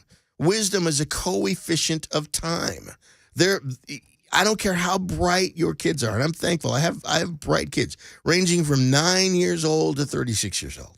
But wisdom is a coefficient of time. There's wisdom, I don't care how intelligent you are, that you cannot walk in your early 20s or even your early 30s. All things being equal, as long as we are walking in humility and teachability, we increase that continuum changes over time. And wisdom being a coefficient of time, there should be a rising line of wisdom as your timeline gets longer. Well, that wisdom needs to be passed along. And that's one of the biggest things. And part of it is we just handed our kids over, man. We just handed them over to some other folks to have them 6, 7, 8 hours a day and fill them full of whatever. And then, put these headphones on and then, fill them full of whatever else. Well, ideas have consequences.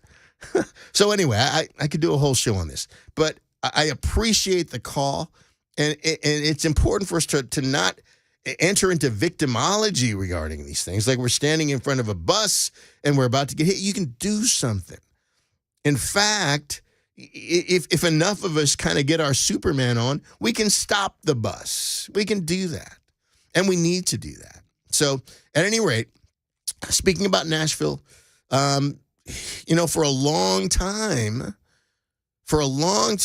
there are a lot of us here that realized this was a special place. A place like no other place in the country, maybe in the world. But for a long time, at the same time, though, we stayed under the cool kids table radar. And I believe that was a good thing. And not an isolationist thing. Don't hear what I'm not saying, but I believe that was a good thing. This has always been an area that attracted people. And the nature of it was fairly consistent through most of my time here. It attracted people, but it attracted people in an organic way. Folks have come here to do something, to be part of or contribute to something. They've come to be Tennesseans for that purpose, to be part of this. And I got to say this, there's another contingent that's always been here, that are those who felt that they were called here. And I boldly say I'm one of those. I didn't send myself here. Out of the mouths of about 2,000 or 3,000 witnesses, I'd got the clue that this was where I was supposed to be. So I loaded up the truck and moved to Beverly. No, that's the Beverly Hillbillies. But you got it. You understand what I'm talking about. So we're gonna continue to kind of, again, plow this furrow for a while. We're going to take a break first. Super Talk 99.7 WTN. Dez Dickerson with you on a Friday. It's still Freak Out Friday. There's still time to call in and freak out if you want to. But we'll be back in just a moment.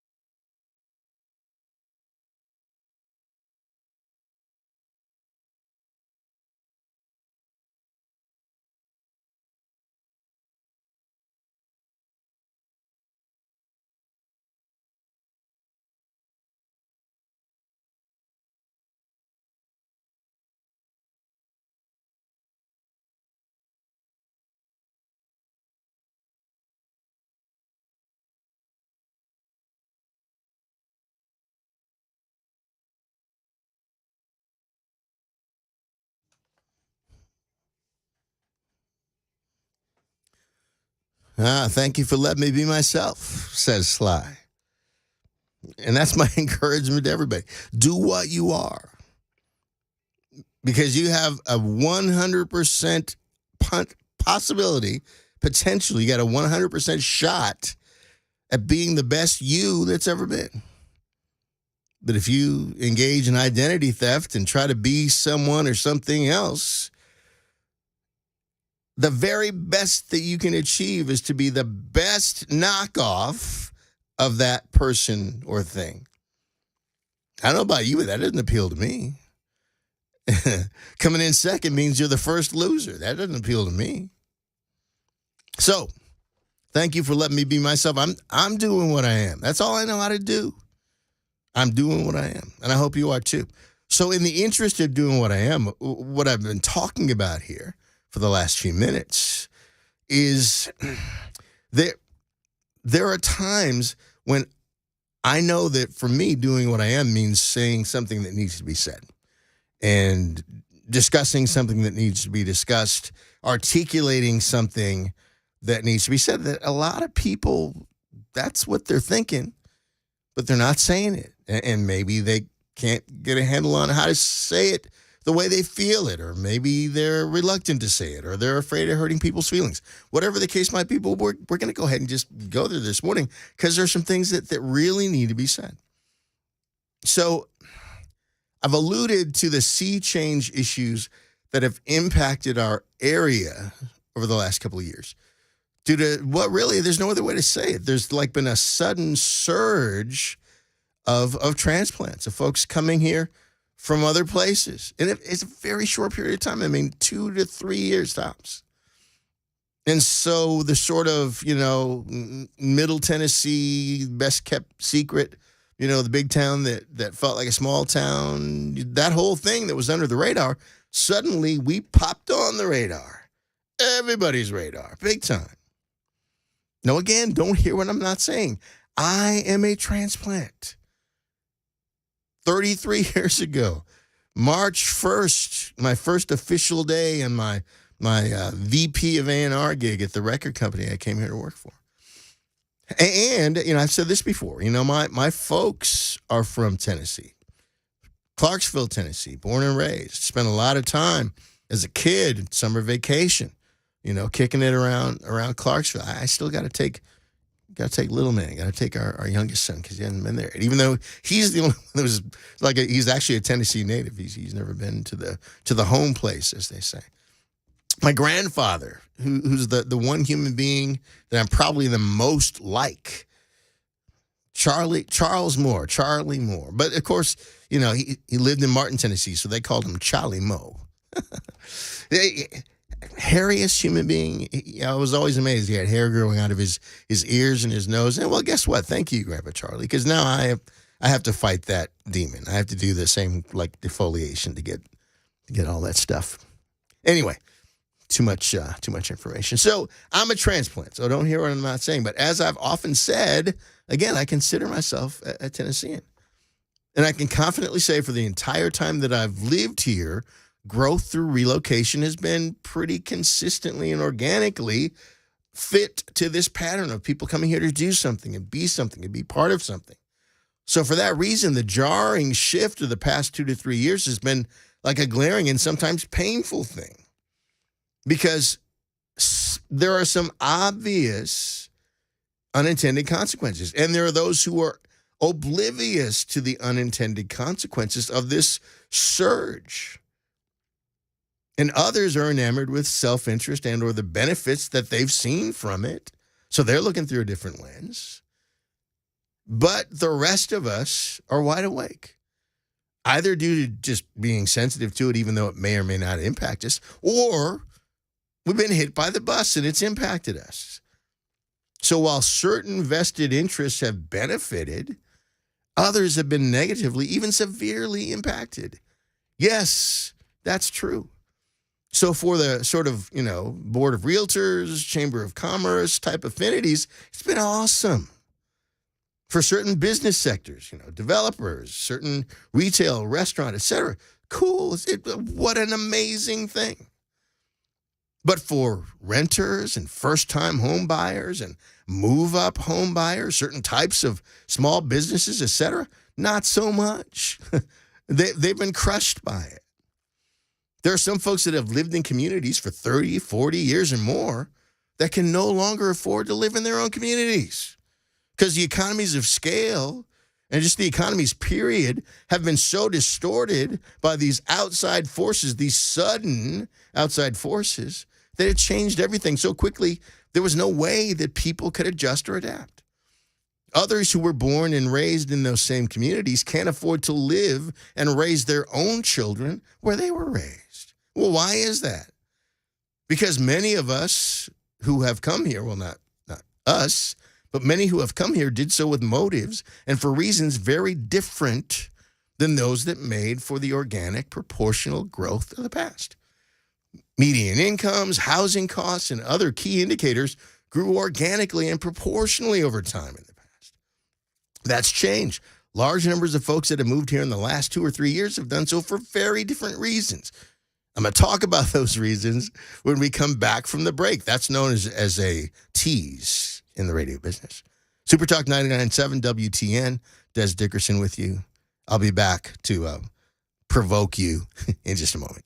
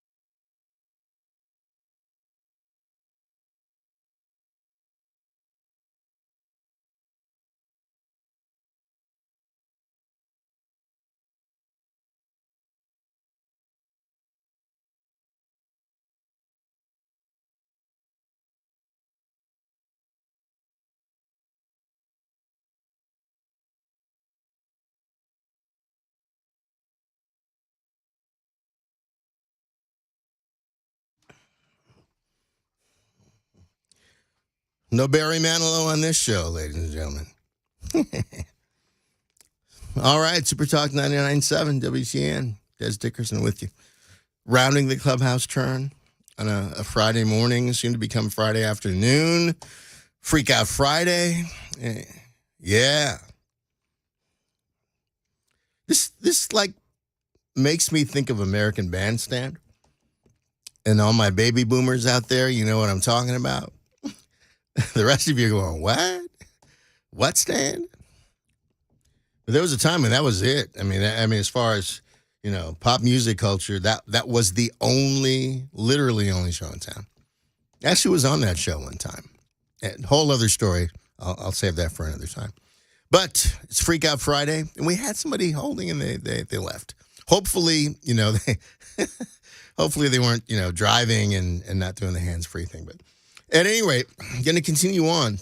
And again, don't hear what I'm not saying. There are still people that are coming here to be and do something, to be part of something, coming here, that were called here, whatever the case might be.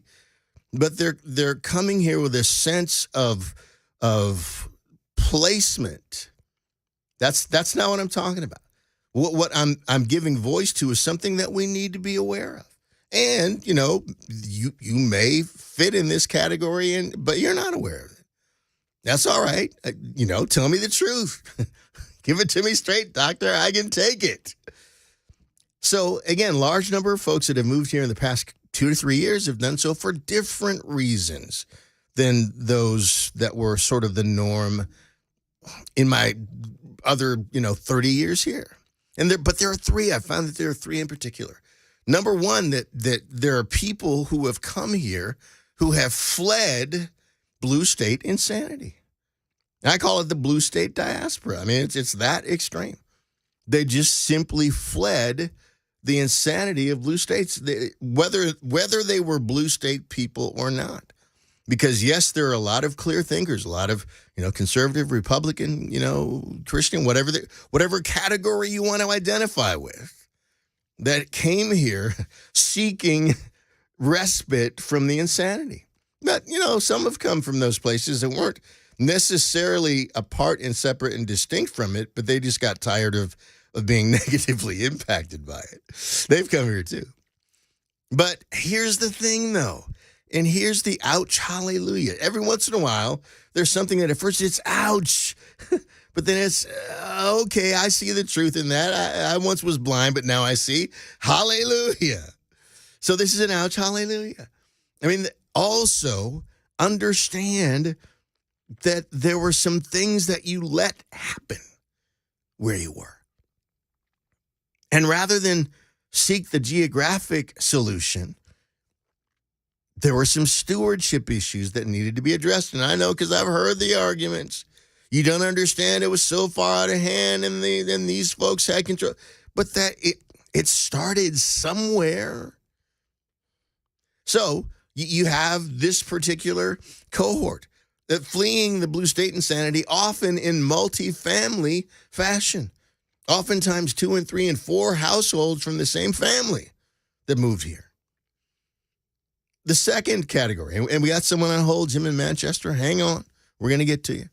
The second category, folks that came because of the favorable exchange rates in real estate prices and the cost of living. There was an economic incentive. It was you mean houses only cost that much? Then let's buy 2 or 3. Yes, there's that contingent as well. And in many ways, that was the most damaging, motivational factor, because that's what completely distorted the real estate market in such a short period of time. Just this intergalactic demand and the, price is no object mentality that in some quarters went with it. And I'll get back to more of that in a minute. The third category is it would be a cool place to live syndrome. It seems like that'd be a cool place to live. Our best friends are moving there. We've been hearing a lot of things. Our kids are talking about moving there. Everybody's moving there. And then all of a sudden we hit a tipping point and everybody was moving here. I mean, you turn on, First Take on ESPN. And Stephen A. Smith is talking about, well, everybody's getting property and, well, stop. Someone please stop. Don't say anymore. There's a plague here. There's an outbreak. Just don't. So you hear what I'm saying. You hear my point. So here's the thing. Portability of wealth means that folks from places with significantly higher per capita incomes have been able to move here along with their net worth and their buying power. And people whose incomes are tethered to our medium and per capita norms can't compete with that. There was a point in the rental market where folks were coming, and it happened quickly. Folks were coming in offering, sight unseen, we'll pay 2 years rent in advance. Well, folks that were, renters here, people saving to buy houses or people, whatever the case might be, they couldn't compete with that. Portability of wealth. And the result was both real estate prices and rents skyrocketed overnight. And they were driven by out-of-state demand with different economies of scale and often just deeper pockets or greater buying power. And in some communities, home prices and or rents doubled in a 12 to 18-month period. Doubled. Concurrent reality and all that. Everything from buildings and boats to elevators and airplanes have a designated maximum capacity. Yet, some folks don't comprehend that. It's awesome. Now we're at the cool kids table. You can't get a seat at the cool kids table anymore. For the vested interest, they didn't see that either. Oh, this is awesome. We're making money hand over fist, but anyway, yeah. Jim in Manchester, we're going to jump to your call. I don't know if it's a Freak Out Friday call or it is whether or not it is. So, Jim, what do you got for us? Hey, you're Doug Dickerson, right? Dez, yeah. Okay, I got your name wrong a while ago, but you're the best radio host or TV host I've ever heard. I know you heard me before talking about socialism, but I want to commend you on your wisdom for future generations commentary you made. Thank you. That was really good. But what I want to talk about now is you're talking about people coming into the state of Tennessee from other states, and I know you said you were probably did that too and everything, but you got to remember that we are all God's children, and you got to treat people the same. But the thing I really called about is there's something that's really bothering me on Freaky Friday. The press and the politicians are always saying people of color, people of color. The American flag is red, white, and blue. White is the color. And if you're going to specify people of color, you're talking about everybody. Now, if you want to specify black, yellow, brown, white, do that. But that really aggravates me if they say people of color, because I am a person of color. If you've listened to this show, you know that I share that hatred. It's just stupid. Because my response is always, well, what color? Other than people who may be transparent or translucent, everyone is a person of color, some color. Yeah, and I just want to tell the truth. I don't want to call anybody derogatory names, but this is another political scheme to pit people against other people, and that's all it is. Yeah. Yeah, it's othering people. I really appreciate you. This is the first day I think I've ever heard you, but you should run for and now don't be a politician. You're doing a better job what you're doing. Yeah, I'd rather be an instigator than a politician. Being a politician is kind of dangerous these days. But Jim, I so appreciate your calls and your insights and your commentary. Thanks for calling in. And just to what he alluded to with respect to people coming from other places and acceptance. I'm not talking about othering or ostracizing people because, again, I myself am a transplant. What I'm doing is I'm shining a light on the unintended consequences. And I'm going somewhere with this because there's a necessity of awareness with regard to understand. It's like the pharmaceutical commercials. Hey, take this and it'll clear up your acne, but it might make your ears fall off and your knees swell. You know what I mean? We need to know. So the negative outcomes and unintended consequences, because there are real world capacity issues. So the negative outcomes and unintended consequences of trying to put 20 pounds of flour in a 5-pound bag, they go well beyond just traffic. Now, I've moved on from the economic impact. I'm talking about practical impact.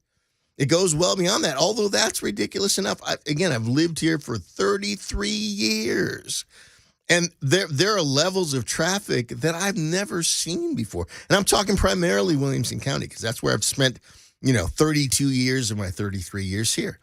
And it impacts your time in every drive-through, every checkout line, every parking lot, every pickup window, every restaurant waiting list, and you could go on and on and on. It's a real world impact, and you can't gloss over. Isn't it awesome that we're growing? Well, yeah, it's awesome that we're in it city, but it has some problems that go along with it. And that's not all. Understand the bill is going to come due for some of the responses that are going to need to be made tangibly and practically in response to the growth. They're going to be forced improvements, quote unquote. And it's already happening. Road expansion and improvements. They're going to have to be new schools. The inevitable, we need big new government buildings for us bureaucrats to work in. All that stuff. The biggest and most troubling issue, though, in my opinion, is one that represents a massive deviation from those who have come here in the past. And that is, and this is a tangible thing. I mean, it's anecdotal, but it's incredibly obvious. And I've heard this from so many other people who have lived here for an extended period of time. And that's that larger numbers of people aren't assimilating upon coming here. And rather than becoming Tennesseans, folks are, Californians or New Yorkers or Ohioans or Illini or Oregonians, whatever the case might be, fill in the blank, who now live here. They live here. They're not Tennesseans, but they live here. And they're not marrying the lady. They're just friends with benefits shacking up. See, if you came here from somewhere else because it's better here than the somewhere you came from, I get that. I understand. Man, I'm from the People's Republic of Minnesota. Fortunately, I was called out of there before it got really gnarly. I get it, but understand there were already people here and a culture and an ethos and a way of life that pre-existed your arrival. Respect it, honor it, value it. And I know many of you do, but I run up on a whole lot of folks that don't. I encourage you to assimilate into this place and not expect it to adjust to you. Please, don't drive like you're still in LA.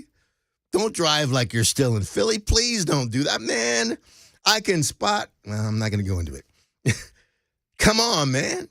It's important to come in and learn what here is so that you intentionally become part of it rather than expecting it to adapt to you.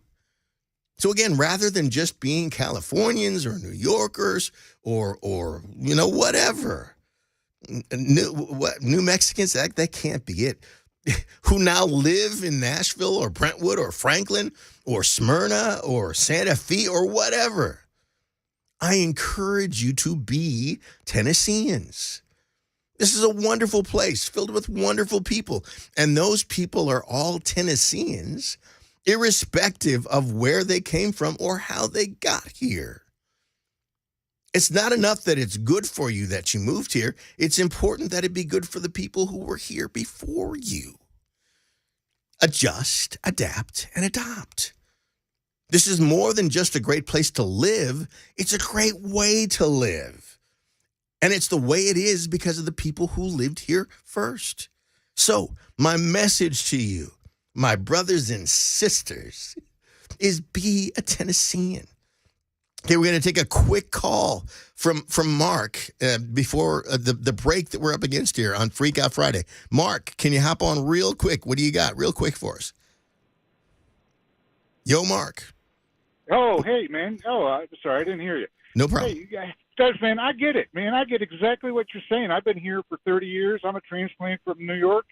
I'm married and my wife was from here, but the magic's gone, man. I mean, this used to be a great secret little city, man. It was special.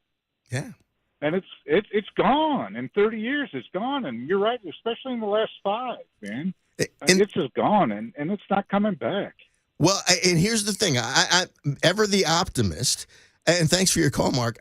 I would have to believe that if those who have joined us here take on that same attitude, expectation, and again, deep value of the uniqueness of the place, and carry that flame. It's back to carrying the flame again.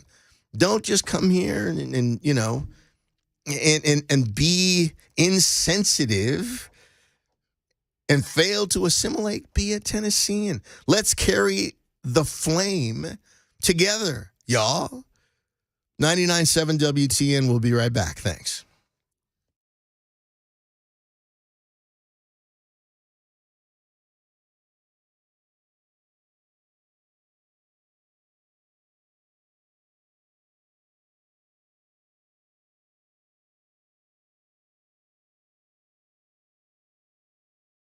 A Roth IRA versus a traditional IRA. Which one should we do? A lot of people struggle over this particular decision. And I'll just give you a couple tools to figure out what might be better for you. Think about it this way. Let's say if I had $1,000 that I was thinking about investing, that was income, $1,000 of income. With an IRA, let's say that you're in a 30% tax bracket. Let's say there is such a thing. And you want to put this money in an IRA. You're going to save $300 in taxes. Now, if you go post-tax with like a Roth IRA, this is how much goes into the Roth IRA. Now, let's say that later on down the road, we have this money and it didn't grow at all, just to keep the math really simple. And let's say that at some point in the future, you're in a lower tax bracket, because the way our tax system works is that your first income is taxed at a really low rate, and then you get up into higher rates, 10%, 12%, 22%, and so on and so forth. It gets higher. If you're earning income and you're at that particular tax rate up there, you might want to avoid that tax rate right now and take the income at a later point in time when you're in a lower average tax rate. Now let's say that you're in a 10% bracket down here when you pull the money. How much are you going to pay in taxes? 10% of $1,000 is $100. How much do you get to spend? $900. Well, even though I didn't have growth, I had growth because of the difference between my tax rate here and here. And that's the idea. That's one of the things that we look at. We look at Social Security taxation, income taxation, and a lot of factors that might drive you in a higher or lower brackets in the future. If you want to learn more about our approach to investing and financial planning, go to paulwinkler.com and set up a free 15-minute phone call, or call 615-851-1950.